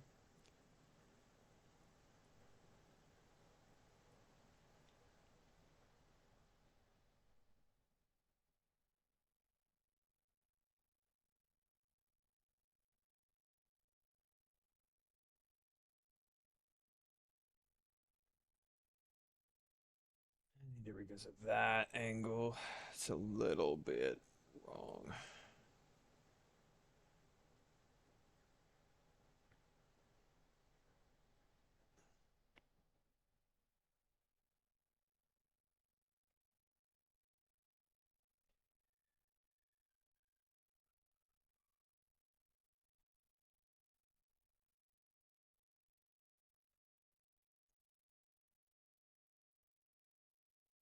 This looks so fucking crazy.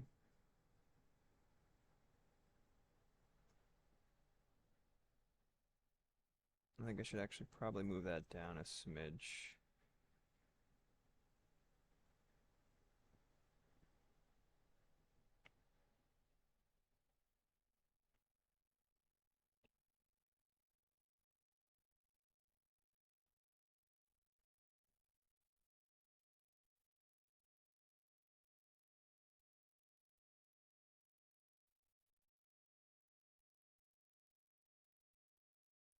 Big fucking rectangle.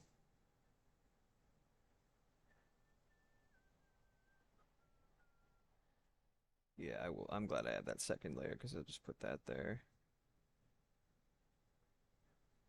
This looks like a fucking death ray, man.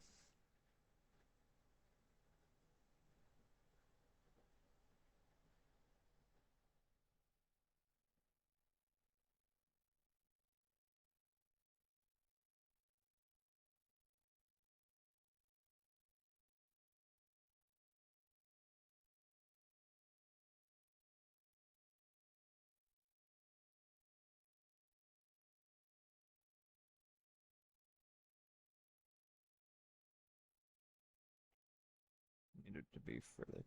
My stupid ass getting creative with the angle. It's a bad idea. I was gonna done everything exactly 1 to 1 here. That's it's all right.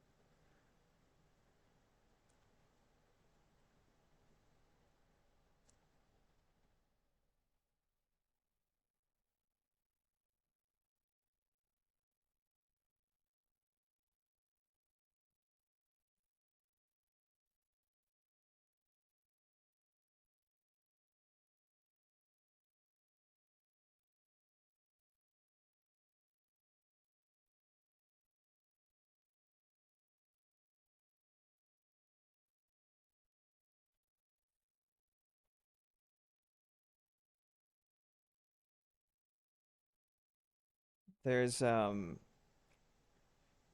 don't know what about this song reminded me because I didn't hear the song that I'm about to mention. And I have no idea what it sounds like.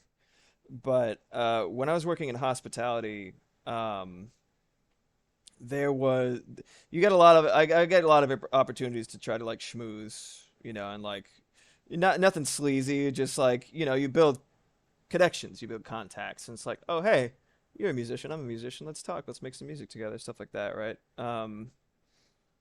And a dude came in one day, and I think he was handing out flyers for something involving the San Francisco College or some shit, whatever it was, right? College of the Arts or something, right? And we were talking a little bit, and he was like, "Oh yeah, yeah, I make music. This one song that I released was like in the middle of conversation, completely casually. He's just like, "Oh yeah, this song that I made was registered as a hate crime in like 27 countries." And then he left. He left. I didn't have I like had to check in again, and I was like, "What? What did bro mean by this?" He didn't elaborate. He just said it, and I'm like, what the fuck does that mean? How? You know what I mean? Like, was it just slurs after a certain point? I was like, what the fuck do you mean? I was so confused. I started writing a song about it. It's Joaquin. What do you mean? It's fucking weird, man. Why would you like? Okay, I would not tell anybody that, let alone casually. Like that was so confusing. What did he mean? And I didn't listen, I didn't look it up because I think I lost the piece of paper that he wrote it on or whatever the fuck, but I was like I was so baffled. I was confused for like a week. It was so weird, man. Some people are just like so odd.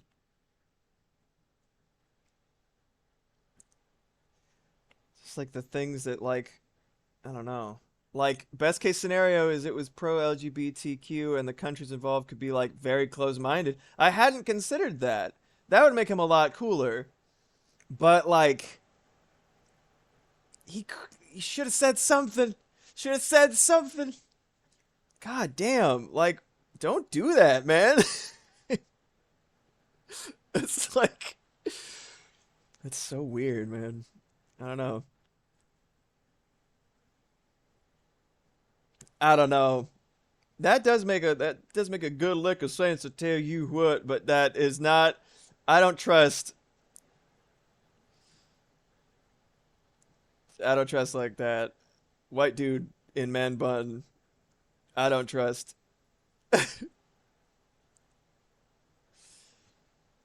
Yeah, I hope for all of our sakes that it was something to that effect. Yeah, that's like dropping a death fart and leave the room for real. I'm like, where's the window? It's, what's happening to my life right now? Super weird. I don't know, man.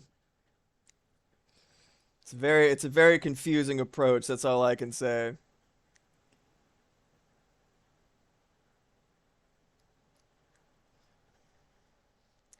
Bro gave a fucking humdinger of an elevator pitch for his music. I tell you what.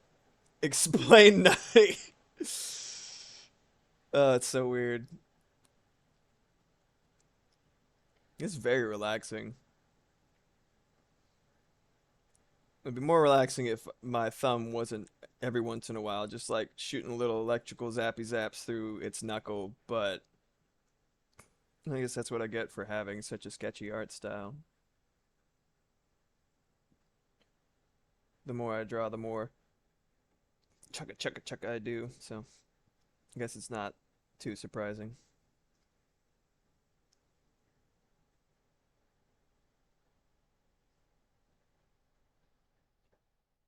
While we're on the topic of like weird people that I have met throughout my days, um, it seems to be the case that every single place I go, weird shit occurs.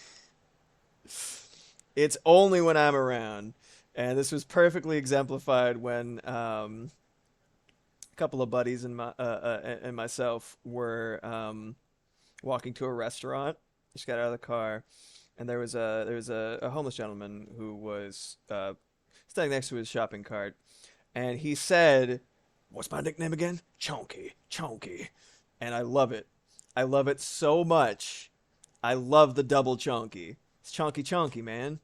Um, and we just held any comments, questions, and concerns until after we got out of earshot of the gentleman. Then we laughed a little bit, and my friend turned to me and said, "Weird shit only happens when you're around." I'm like, you know, I can't deny it.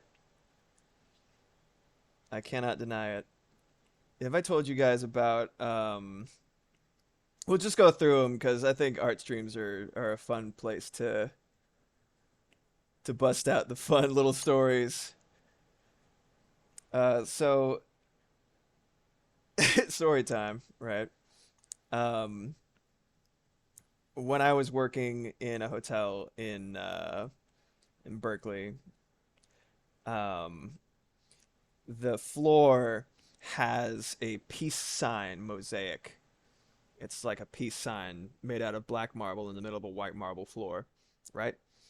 Um, and one day, as I was working at the front desk, this dude comes in, and I shit you not, he's literally like wearing a cape, like a cloak, Red Riding Hood kind of shit. Like it's a red cape with a hood, and he's got like a bunch of tattered backpacks, and he drops to the floor on the peace sign, and he looks at it as if he's an archaeologist discovering some kind of lost sigil, right? And homeboy, I shit you not, takes out a scroll, like an actual, like it might have been papyrus. He puts it on the floor and he starts fervently scribbling. He just starts scribbling. And the manager's like, "The fuck are you doing? Get out of here," right? And ushers him away. And I hope he's not, that dude wasn't some kind of like clandestine time traveler going back in time, and the last thing that could have prevented the apocalypse was him doing something with that peace sign, because I don't know, it would have been on my manager's hands if the apocalypse happened because of that. I don't know. Shit was so fucking funny.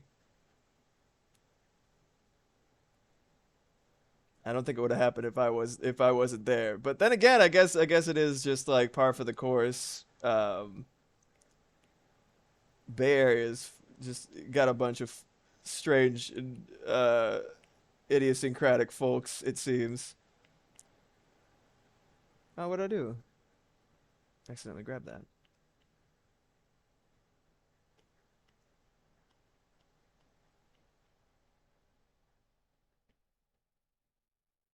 All right, let's get this elsewhere.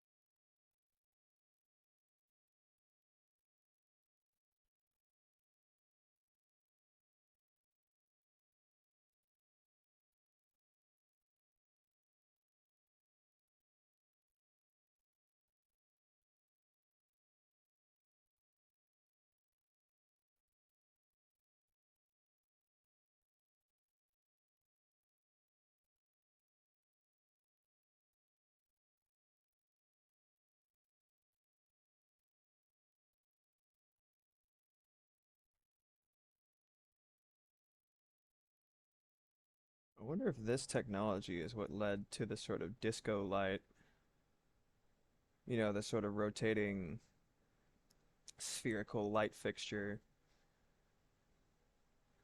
I wouldn't be surprised, honestly, looking at its construction. I don't know for a fact those weren't around in too intensive a capacity before. Like I would not think that they existed before 1950 something. So this being, kind of a rotating structure that emits light in pinpoints and stuff like that, maybe could be convergent evolution, but I don't know. It's interesting to think about.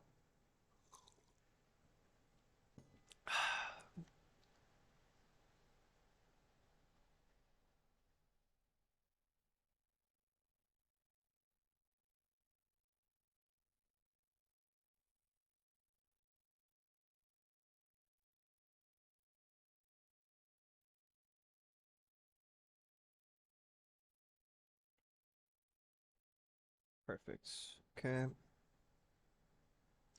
Is that part of the same? Yeah, I guess it is. But it's not actually a structural component. It's just sitting on it, sort of on the rail. What does it remind me of? It reminds me of that device in Twilight Princess, the gear that lets you the gear, middle gear that lets you hop. I mean, it is literally made of metal. The thing that like locks into anything with like little cog holes in it, kind of like the Zelda equivalent of the spider ball from Metroid. That's what this reminds me of because I could totally see him kind of scooting around on it.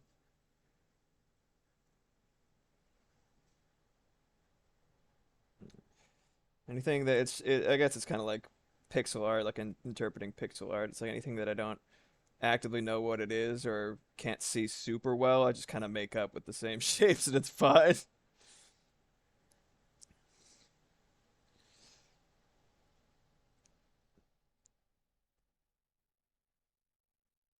Yeah, it looks very science stuff happening here.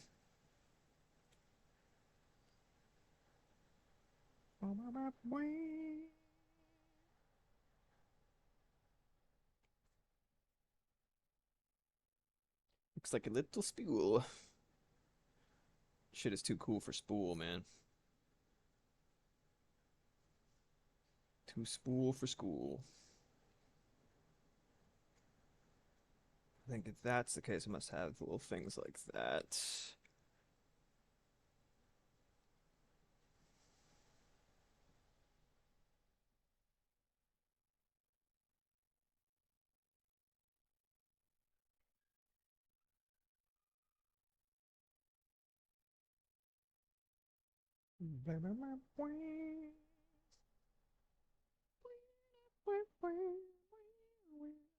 Y'all watch the show How It's Made? I've been thinking about watching it, just having it on in the background again, because we get Max as part of our like cable provider or whatever the fuck, and I know they have like maybe all of it, and it sounds like something that would give me peace because I love all the little like. I've been thinking about doing more stuff, getting into drawing mecha. Dude, isn't it so nice? Yeah, the spinner thing. Got the Arbiter Grounds boss fight was my favorite in that game. It was so cool. I like Twilight Princess a lot. I really like it. I think it was an effective version of the trope of like gritty reboot. Or, you know what I mean, right? Where it's like it's clearly a much darker vibe than a lot of Zelda games. And I think the character designs were cohesive in a way that the Skyward Sword designs were not. That's a personal opinion of mine. It's just the faces look very, very like mismatched from character to character in Skyward Sword. Like they could have all been from different games, if not for the color palette. Whereas in Twilight Princess, everybody looked like all the NPCs look fucking cool. Like they look fucking cool. All the people from the bar, like the fucking bar mommy, the sick ass night girl with like the cool bangs, the pigtails and shit. She's so cool. Just like really, like I really like the designs in that game. It felt stylized, but still kind of like dark detail, but not like. I think Xenoblade designs are a little bit just a little bit over designed in terms of detail, like over detailed. I think Twilight Princess is almost there, but not quite. You know what I mean? Business baby. Yeah, I love Mellow. Oh my god, so good. And yeah, I fucking love how it's made. Oh, it's so good. You can see the fucking factories and shit. The workers work. They changed the voiceover guy for like a season or two. I'm like 0 stars. We're here for that guy. He says Pauls and claws. Okay, if you've seen how it's made, have you seen Wow It's Made, Kenj?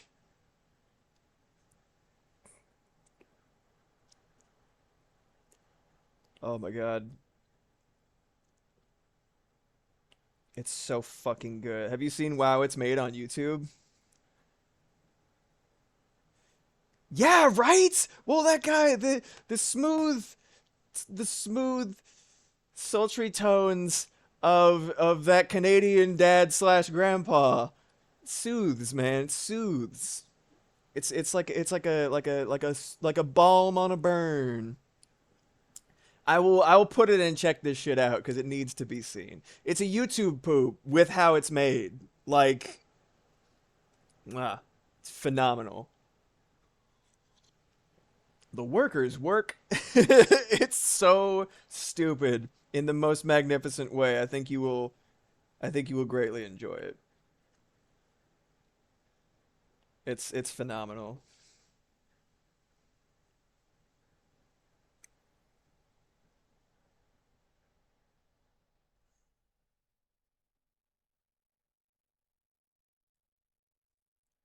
This shit's so complicated. God damn. I love it. I'm not necessarily doing a 100% accurate version of it, but I'm not about to try to do fucking star math with it anyway. It's just for vague aesthetics, so we take those.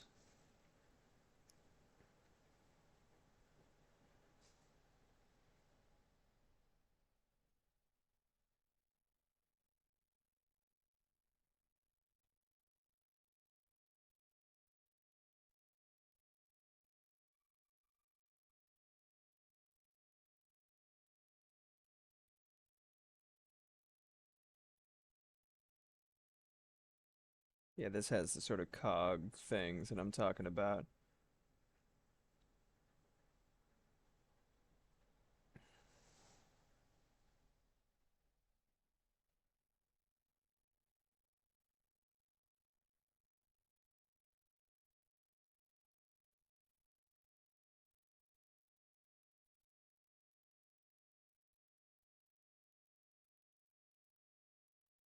go.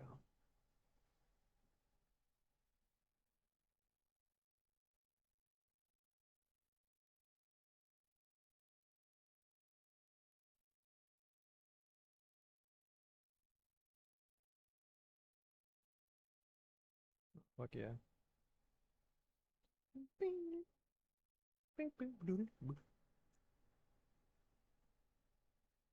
Good old fearless flyers.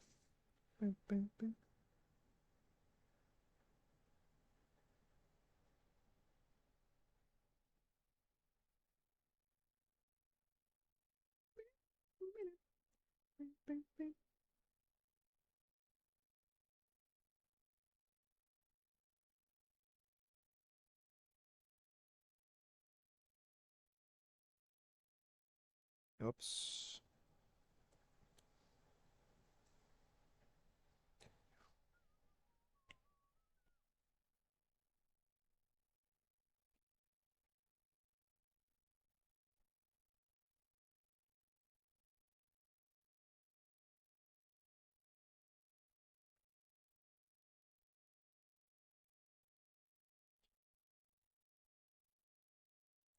Yeah, I was thinking about putting how it's made on the background more. So every time I look up, it's like a sick ass like robotic mechanism that I can kind of add to my mental stash. Um, Being able to animate mechanisms is something that I've kind of it's like I almost like barely realized that I have the capacity to do that now recently. I was like, wait a minute, I can animate now. If I'm wondering, I've spent so many years just drawing little diagrams of like how something would unfold into something else, like a weapon into another weapon.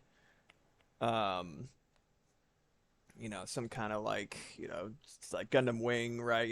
Robot transforming into like a bird plane thing, right? Like I've had all these ideas for so long, and I've never actually had the capacity to, excuse me, animate them. But I do now, and I was like, oh wait, tight. That's right. I should be doing that more. So maybe for the vibe of the week in the Discord, I might do something transforming into something else. We'll see. I have a couple of ideas. Might do something Mega Man X related. Um, because I am decidedly back on my bullshit with Mega Monday and March of Robots and all that jazz. Might as well put that to good use.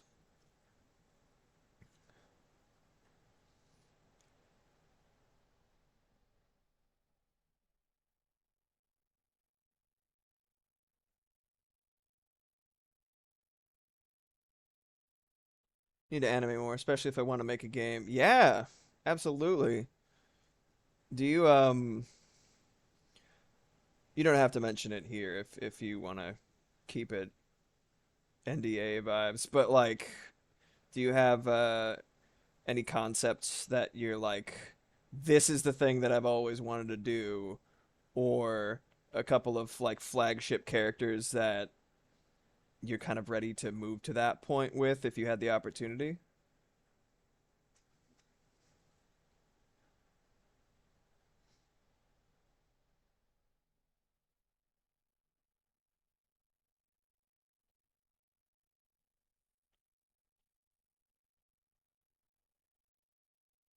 I always recommend that people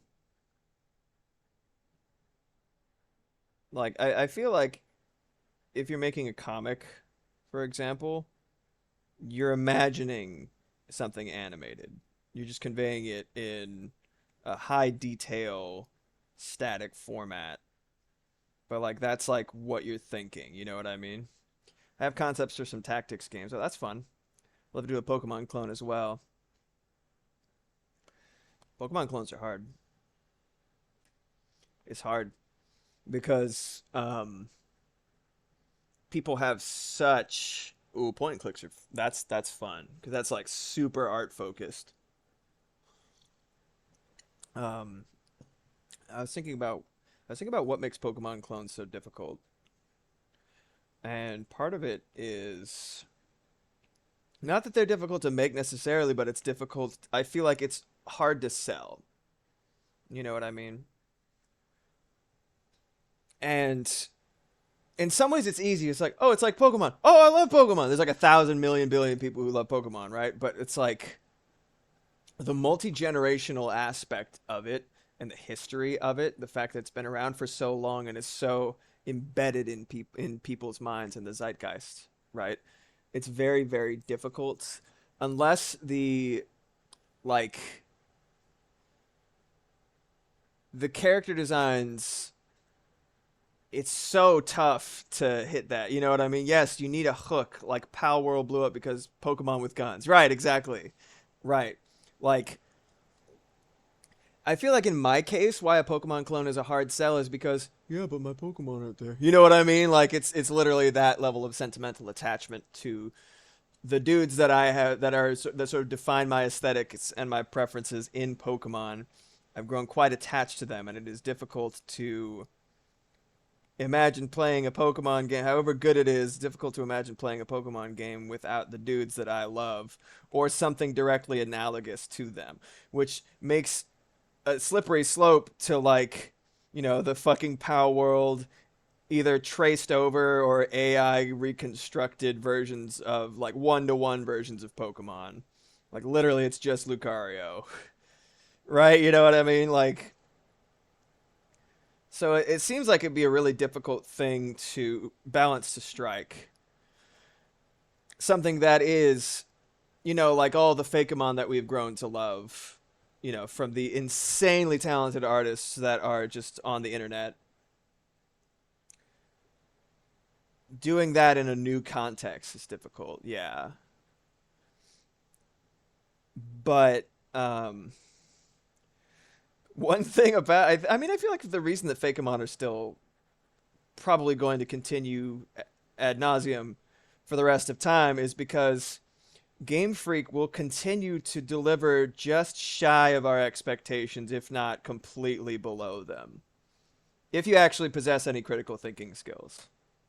You know what I mean? And are not just simping because it's a new Pokemon game. I fucking bought Scarlet and Violet, okay? Like I said, I'm no better. I'm terrible. I'm just as much part of the problem as anybody else because I possess critical thinking skills and I fucking bought it anyway. I just bought it anyway. I'm stupid, okay? I love Pokemon. I'm stupid for Pokemon. It's fine. But like, you know what I mean? It's like the reason that Fakemon is going to Fakemon are going to continue being made is because like Pokemon in and of itself is a smorgasbord of I don't know how it's actually spelled. So I've always been saying smorgasbord like a board, or like a charcuterie board. That's kind of what my tiny kid brain thought of when I first heard it. It's like, oh yes, a board of like a fresh choice. But I've always been saying smorgasbord. I think it's actually smorgasbord, like Borg, like the Borg cube. You'll be assimilated. Anyway, it's an all-you-can-eat buffet of designs. No, it's not. What is it? Smorgas of Borg. Yes, I'm pretty sure that's it. Um. But yeah. It's an all-you-can-eat buffet of different character designs. So little little neurodivergent kids can pick one that's their favorite and then hold it close to their chest like some kind of precious jewel and define their whole fucking sensibilities and aesthetics around it. You know, I mean, like, oh, this is my personality now. I love Quagsire. Goated. Fucking love Quagsire. It is smorgasbord. I mean, it's smorgasbord, but yeah, okay, cool. That's a lot of umlauts, bro. Smorgasbord. Smorgasbord. It's Swedish. What do you want? I want more umlauts. I want meatballs. That's the first thing I think of when I hear Swedish. IKEA.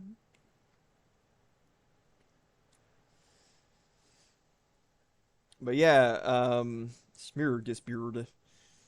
Swedish is pretty cool.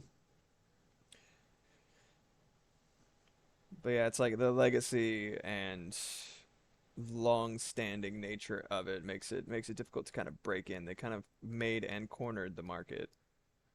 Um, but also because of the sort of precedent that they set of only releasing a game every once in a while, and it's usually not going to be exactly what you were expecting. Um, I'm sure people will be hankering for it. People are always hankering for more Pokemon content. It's just the retention of people's attention. You know what I mean? After you've gotten it, it's a Pokemon like, oh shit. You're like, I don't know. Either way, I think it would be fun to make because you'd just be designing fucking Pokemon all day. How it does sound like fun, to sort of like start at it. Um, could do a different. It's interesting to think about like trying to do like work around the existing elemental stuff while doing it new.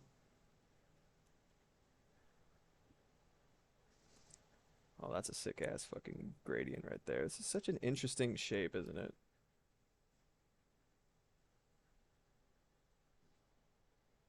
This thing looks fucking massive. I actually don't know how big it is. In the photo that I saw of it, it looked like it was like a school bus stood upright. So it looks fucking massive.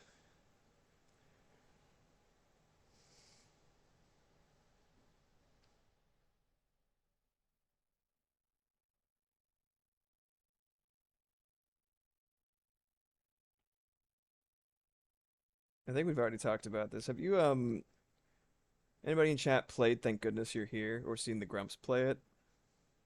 It's a very fucking funny game. I was thinking about like I just thought of it because the way I said it's fucking massive. I realized it was actually influenced subliminally by the way that Matt Berry's character says that at some point in the game that I will not reveal. It is fucking massive. Like the way he says it is so fucking funny. Dude just has a flair. What can I say? Yeah, it's very fun. I was legitimately like I thought about playing it on stream, and I was like, no, it's honestly funnier than I am. Like I don't know what I can add to this. I think games that are like text based are really really good choices because it gives you a chance to do like voiceover work, however silly or serious. Um, that's another reason that I wasn't 100% sure. Ooh, excuse me, about playing Disco Elysium on stream. For one thing, I don't have the money to buy it. But that aside, in terms of I was like, oh, think about games I could possibly stream in the future. I was thinking Disco Elysium because I've heard really good things about it, and it's like I've been really wanting to play it at some point. But I was like, it's very dialogue focused, but there's voice acting, which is like so good for your experience as a player. To have full voice acting is great for the voice acting industry, great for voice actors to have more roles to play, like high quality shit too, right? But like it's just like I don't like it for streaming because that's like dozens upon dozens of voices that you could have had the chance to do on. Yeah, I guess you could turn it off, but like then you'd miss the good voice acting. And so it's just like it's not, I don't think it's a good choice for me at least.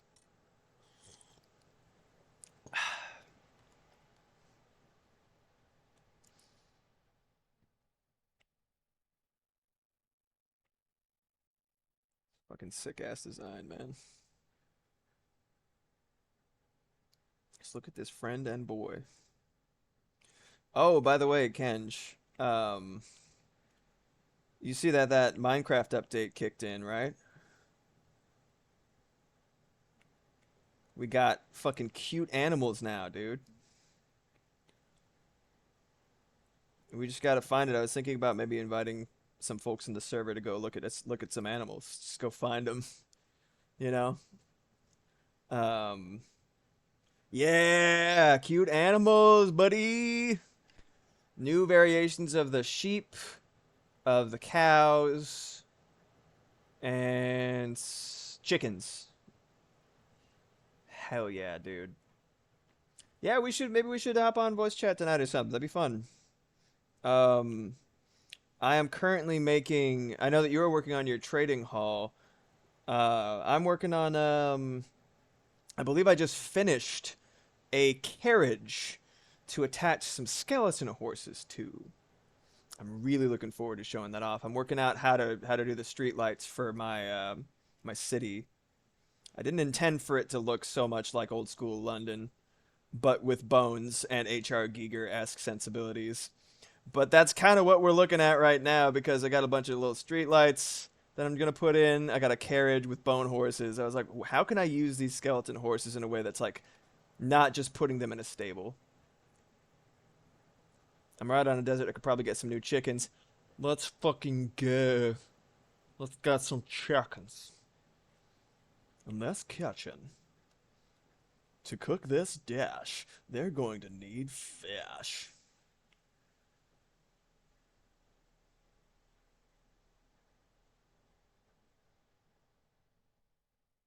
That's sick as fuck, though.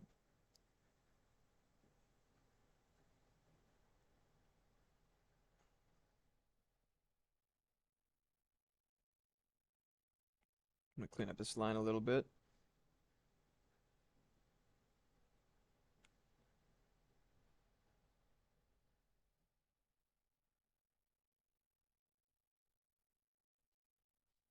That line needs to be parallel.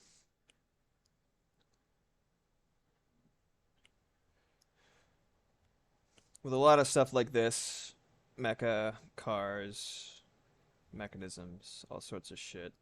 I feel like if you the best place to start is learning how to do the same line exactly the same way in two different spots. And you can sort of take that and repeat that as needed. Like that's like kind of the heart and soul of doing more perspective focused drawings is knowing how the lines like for instance, these lines right here, right? If I didn't have them, like if you look at them on the actual photo, right? Those are rock solid, exactly parallel, exactly the same line. It's a solid shape. And I feel like that's like a great place to start in terms of a lot of drawing, shit that's like, but specifically mechanical, static stuff, buildings, anything like that.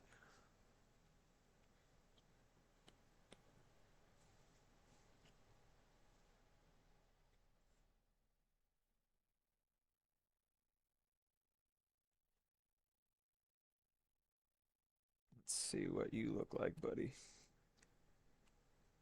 It's like a fucked up robot, like made of like chess pieces. Like that looks like a fucking table leg. I don't know if it's just like how designs were put together in the 50s, but it's just interesting to me that there is actually kind of like a furniture-esque out like aspect to the visuals of like this right here. That looks like a fucking chair leg, doesn't it? And the sort of circular joint.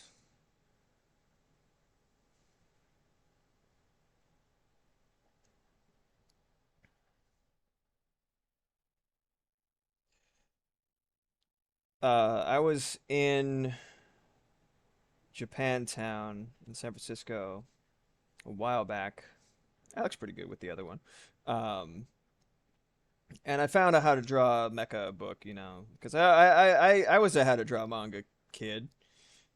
I'm glad my brother was there to pick the right stuff though, because he found like the official, like from a Japanese company translated over here. It had like sick ass art on the covers and actually taught like the same company that did the occult and horror book, the how to draw mecha and robots. Like that company is fucking legit. I don't remember their name. Y'all probably know what it is though. Bunch of weebs. But there was had a bunch of Christopher Hart books in my youth. I had one of those too. Um, I had one of the Christopher Hart ones. I remember his name. I remember there was one that had like a Mega Man-esque character, and their legs were like super fucking spindly, and they were like a green and pink color scheme, and they had like a big fucking honking cannon thing. Looked like that. Hold on a second. I'm conjuring from my memory. He was looking at the camera like this, and it was kind of like a side-facing thing, and had like little doodly dingles here, and the limbs were like fucking minuscule. Right, a little speedo thing, right, like you do. And then like the legs are like super goddamn thin. I remember that. I was like, wow, your legs are so fucking thin, dude. And then that's kind of what it looked like. And they were like, hmm. And they had like a little fucking shitty little anime face. And then had like the little, it was like literally just like a Mega Man design, but it was a little bit crunchier. There's gonna be like one person in chat like 20 years from now, or like in the comment section, like, I remember that. Yeah, something like that, you know. Anyway, yeah, it wasn't a Christopher Hart book. It was like the same company that did. I have the How to Draw Occult and Horror somewhere around here.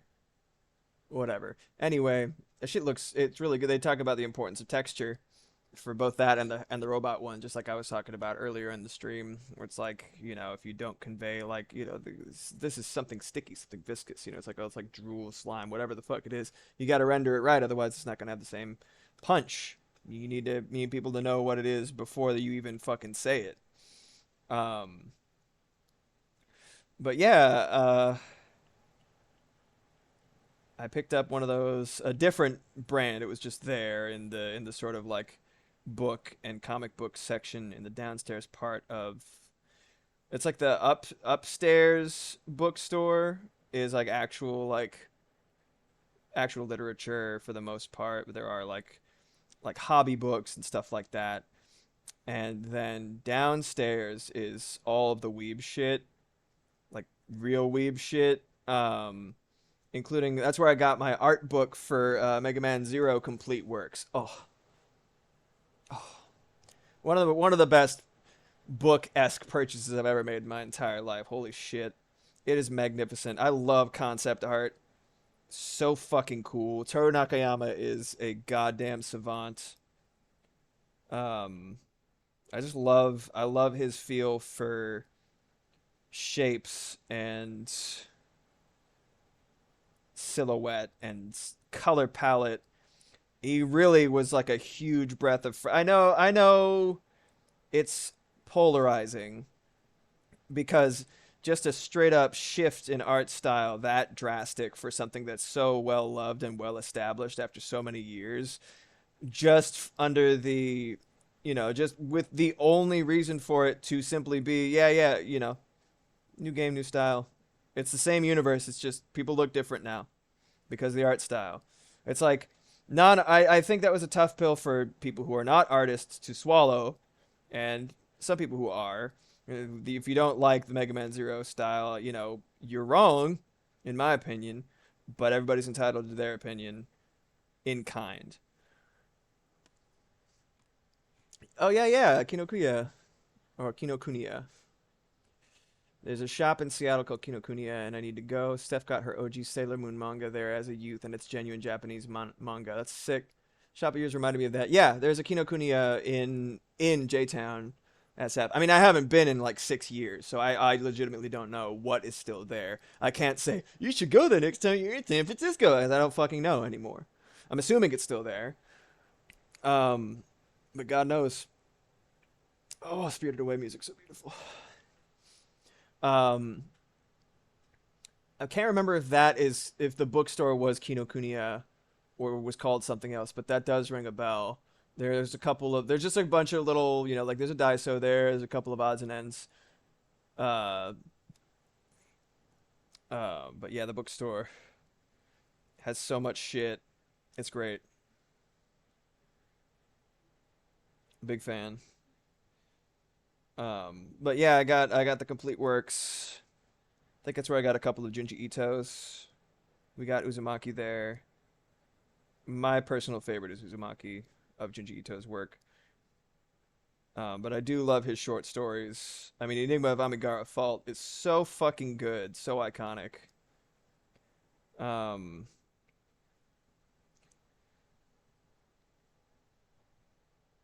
but yeah, it's a good spot. God, I just love I back to Toru Nakayama, like one of my favorite, just an inspirational character designer. I understand the friction between, you know, what has already been established and something completely new and fresh, but I really respect it as a decision to make. And it's not like the old, I mean, it's not like, okay, put it this way. It's not like the Mega Man X games were exactly at their prime when it was released. Actually, am I remembering wrong? When was when was Mega Man Zero released?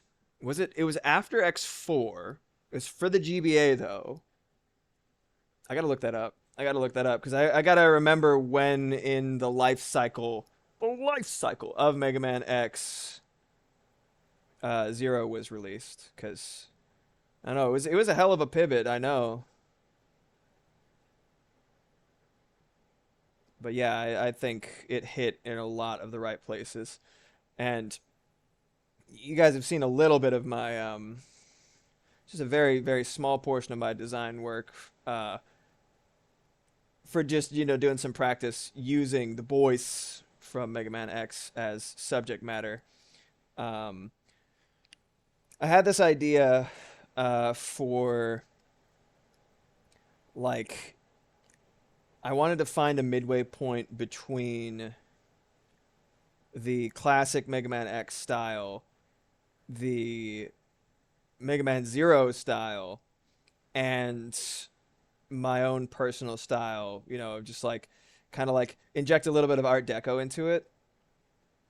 Like really, really clean up lines. I want Metropolis vibes, but like a little bit more modern. Um, but that would be, I think it would be super cool to have like a new art style that was kind of like a conjunction between the two current ones and make that what one used for the Elf Wars.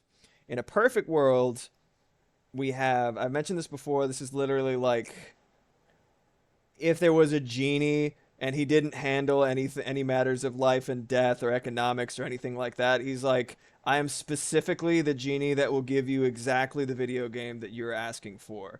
That's what I would ask for. I would ask for uh, a either a series or a standalone game that focuses on the Elf Wars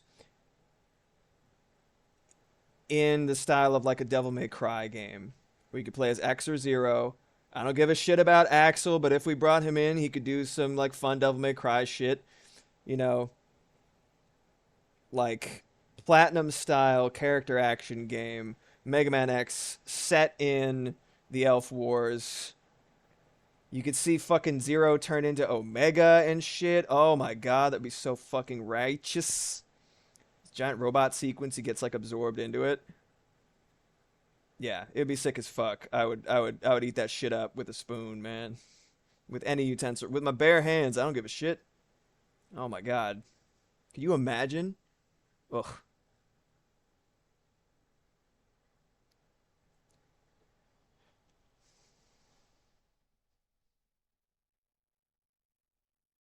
I was thinking about adaptations because the freshest one on my mind that I actually saw and enjoyed for the most part was Castlevania for Netflix. And literally the only thing there are two things that I would say about it, right? That were not everything that I could have asked for in in an adaptation like that. And one of them is I don't know what happened to the fucking music. I don't recall hearing any of the classic themes. You know what I mean? Well, okay. Before you do, Kenj, my second beef with it, it's light beef. It's like Impossible Burger, where it's like I don't blame them, but like I'm still like upset about it. Is that the final hours of its production happened during the pandemic, and they did not have the structures in place to land gracefully. So they had some unbelievably insane high quality animation, but it was in between segments that were very under rendered. I'm gonna put it like that. You could feel the difference between. See, I think it's 3 seasons for the initial run. You know, with Alucard and Trevor and Sypha. Um, I think it's technically 3 seasons to begin with. Um, and the difference between 2 and 3 is like I feel like it's like the end of 3 is just like when it completely falls apart. In terms of it's really the backgrounds that are the problem. It's really, really bad in the last couple episodes, and it diminishes the impact of a couple of conclusions for the storyline for like the characters. It's rough, and it's not their fault beyond a certain point. It just hurts so bad because it was so good, and then it just kind of like you know what I mean? Like oof. I could feel the pain of the people who were working on it. You know, like it was rough. I wouldn't want to have been in their shoes because it you know like it's very like Spencer Wan's an unbelievable animator. They had James Baxter on one of the last sequences. You could tell who they got. Like I don't know if they just ran out of like budget or they couldn't wrangle people from their homes as effectively. They couldn't direct. I don't know. I might want to do some reading about it um, in the future because it really it's just like fuck, so close, man.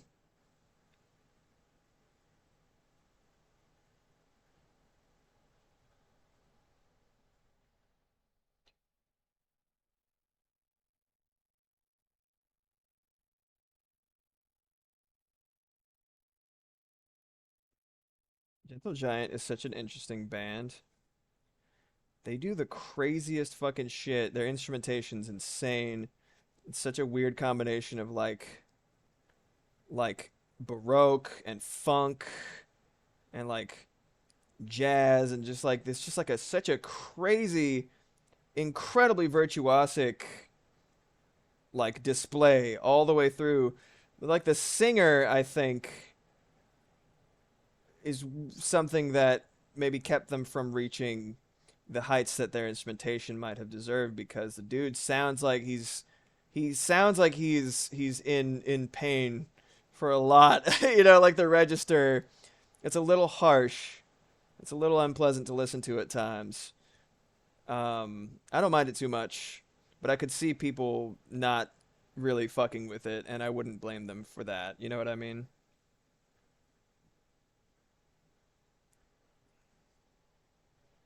Time to stand in 10 minutes. Okay, leave me alone. My phone's like, stand up, idiot. Stand up, Sauray. Good old Trent Bogus, everyone's favorite character from King of Fighters slash Fatal Fury. Trent Bogus. And his arch nemesis, Several Albatross. Predictable. Too easy. We're looking good. Here's what we got so far. Let me remove the sketch layer to see how terrible it looks. Pretty good. Pretty good. Oh, Ivy and Surashu, by the way. I just realized Sudash. That's what that is. It's slash. Ivy and slash. That's cute. Anyway, that's the same. This is the musician that did the soundtrack for Steven Universe. So if you want the name of them, there it is. And they also did a cover of Lonely Rolling Star from Katamari Damacy, and it fucking rips. Highly recommend looking that up if you have not already heard it, because it's really, really, really good. Great song and a great cover. It's instrumental, a lot of just like this, you know, chip tunes and acoustic piano energy.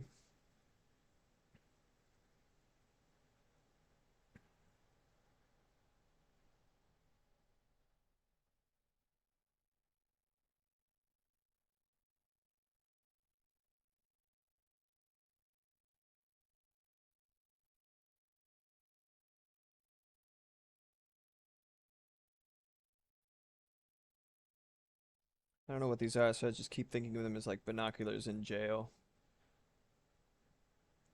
Will be placed on the disc.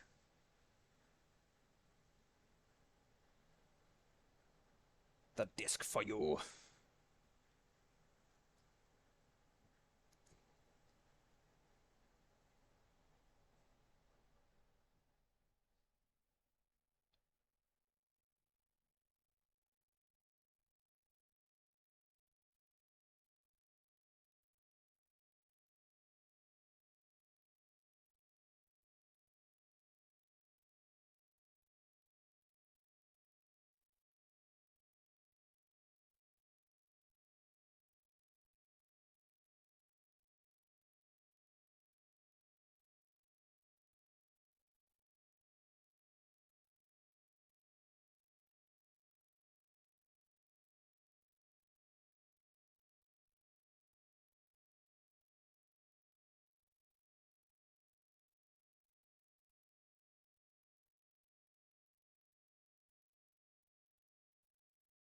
So crazy.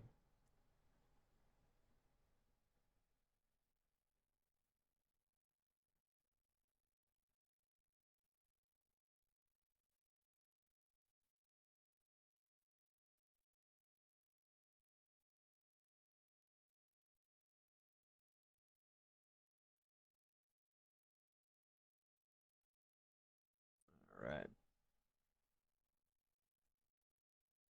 Oh, there are actually four of them. But that's okay. That's all right. Everything's fine.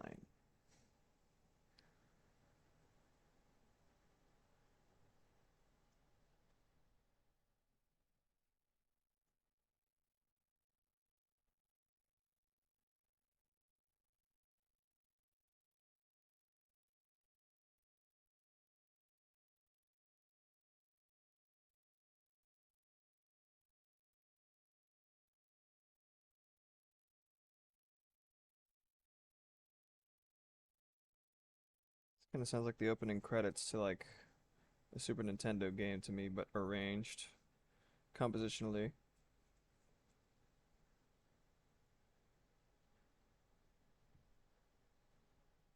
Or the ending credits. Has a kind of bittersweet wrap up feel to it, so I could see it end credits.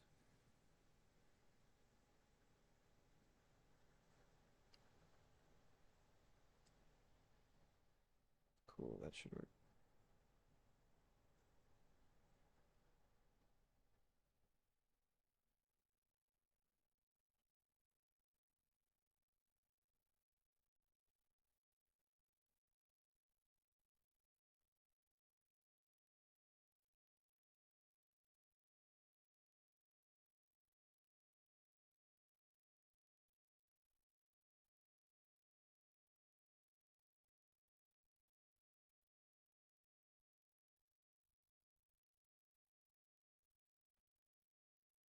To come up with something for this section too.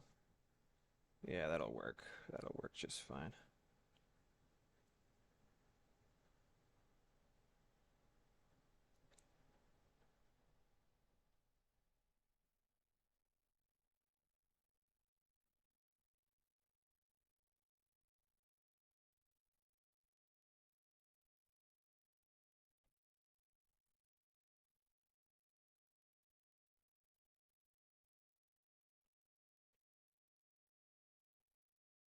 Okay. And then we'll add a couple of rivets. It's just about done for the day, my friends.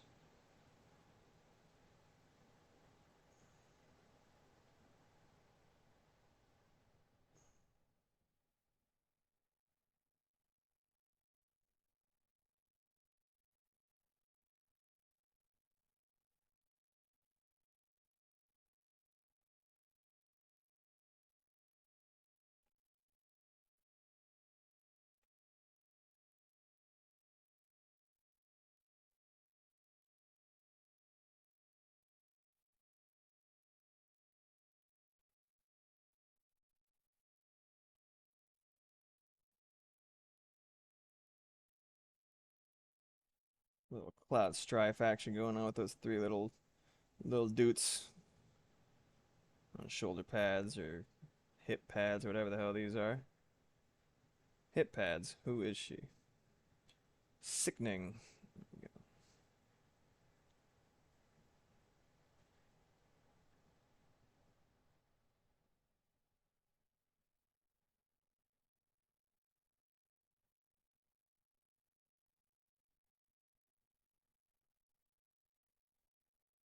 Why you gotta put a bass solo, man?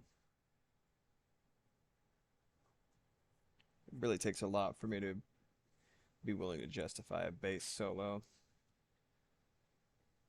Little meandering little fucking upright bass solo and shit. It's like, dude, please.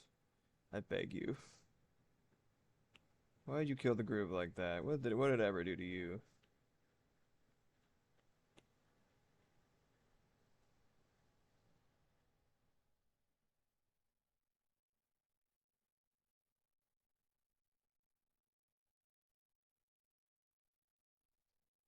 There was this one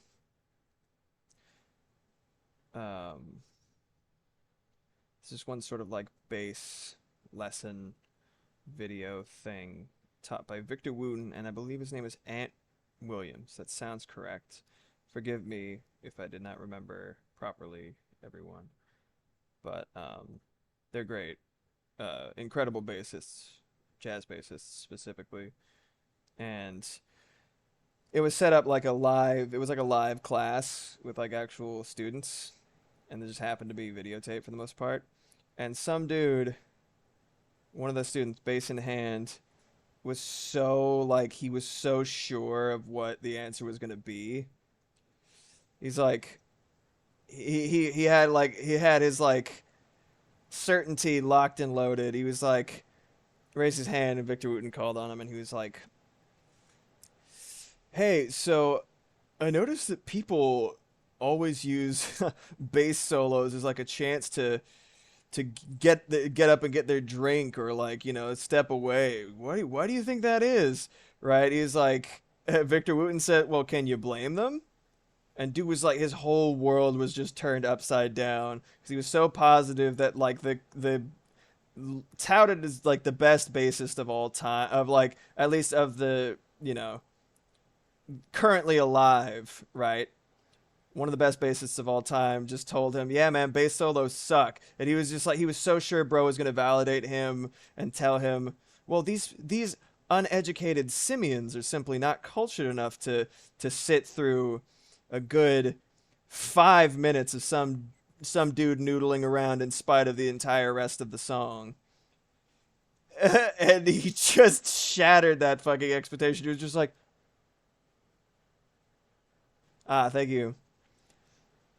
All right. Well, that's what we got so far. What do you think, chat? I'm gonna wrap this up. If not tonight, then before the end of the week. This is my last entry for March of Robots. They said, "Oh, look, and the song just ended. How perfect." Thank you. Um, looking at the rules again, I was like, I've fallen, quote unquote, I've fallen behind. I was like, thank you. I was like, I don't know if I'm gonna fucking make it. You know what I mean? In terms of like, I'm glad I pushed myself. I think I've said this before. Again, sorry, broken record as always. I I'm glad I pushed myself using the sort of a robot a day thing as like fuel. I don't think I would have gotten as many done, even of the 9 that I did, including this guy, if I hadn't used that to fuel a fire on my ass. You know what I mean? So I don't regret it. But they're like, all you have to do is just like one. Don't stress yourself out. Fuck it. Don't worry about it. Just do like one a week to make sure that you're eligible for the drops. You know what I mean? You might be selected randomly if you just do the hashtags and shit. I'm like, yeah, you know what? I'm glad I did what I did. I'm proud of what I did. Got some nice character design work. Got a couple of bangers in there. Including, I don't know if you guys saw the finished version of fucking the day 8 was Hill, and I couldn't get over the idea of if Hank Hill became a propane accessory to murder, and so I did that. Got compass. What kind of compass is this? It doesn't have any dials. Oh, just a little guy. We got fucking. This was Repair. Pretty proud of that one. It exported with those color settings that I mentioned in one of the things. Friends don't let friends use display P3. It's a trap. It'll make your shit look different when you export it. Use RGB yada yada 2.3, whatever the fuck it's called. The setting that is actually good and transferable. This was Park. Marky Peter, the parking meter. No parking! This guy. Hank Bot is my favorite thus far. Thank you. This was the perfect robot.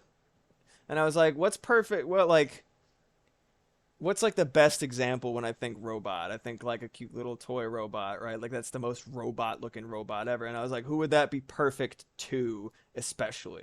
I was thinking about like a little kid from like the fucking 50s or whatever receiving it on Christmas, hence the Christmas tree, even though it's fucking March. Everybody loved this thing. I was happy with that one too. Trick. I used it. I made a little robot mimic. Uh, this is probably my favorite. Is Big. Big. And I was like, "It's a big boy." Feels kind of like Astro Boy. What was it? 2006 to me, because it's kind of like retro future, but future at the same time. Like actually, and I did definitely do like this dude's hair is 100% like the Cyborg 009 special.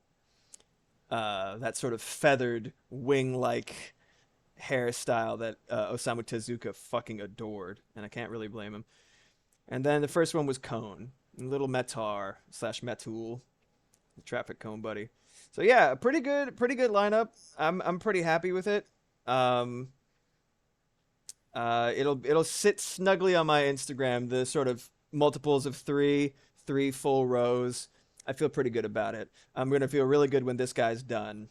Um, Thank you guys so much for hanging out with me, lurking and keeping me company. Lurking is so fucking appreciated. I cannot tell you, because we love those numbers, especially when I'm just pretty much just starting out. Um, for those of you who don't know, my name is Nathan Blackwood, also known as Blackfoot. I make art, animations, and music, and I play a little bit of video games. I stream Mondays, Wednesdays, and Fridays. This month has been the March of Robots. I carried that over not only from my art challenge thing that I've been doing, but also to the other stream material that I've been doing this month. So Mondays have been Mega Mondays, where I play Mega Man X games in order, and I will continue to do that after this month is over, so don't fret. We got one more Monday officially in March, and I'm just going to keep going through them until probably until we meet the donation goal, which I'll go into in a second. Um, Mondays used to be set aside for Music Monday, but lamentably, my studio headphones that I've been using to make music broke due to a structural flaw, and they were out of warranty. And I don't have the money to repair them without a little bit of help. So, if you have the capacity and the generosity and the willingness, we are trying to raise enough money to get me a new pair of studio headphones. And Music Mondays won't be able to continue without those. So, anything you can do, here is the best place to send me some quiche. Patreon, good just general kickback, and Kofi. Kofi is great too because you have access to all my commission prices. So both commissions and donations go to the overall goal of $300. We made 33% of the way there, which is more than I was expecting already. Not to be slept on is Doodle Roulette. Doodle Roulette, $2. You send me $2, you get an ugly little guy. However many you so desire. You have no say as to what they will look like or the quality of the ugly little guy. It's basically just a cute little donation with benefits. And if you give them to me on art streams, I will do them for you immediately. It'll probably be really fast, but it'll be hilarious. And yeah, the more the merrier. I'm probably gonna make like a little collection of ugly little guys. Jack Draws Games offered to model the ugly little guys in question. We'll see. We'll see. The world is your oyster. You can have an ugly little guy on Ko-fi. Just look it up.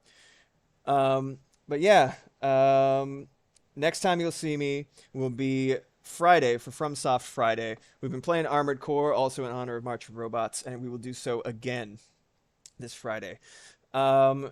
That's about it, my friends. Thanks again for everything. Thanks for lurking. Thanks for keeping me company. Thanks for watching me draw this cute little robot.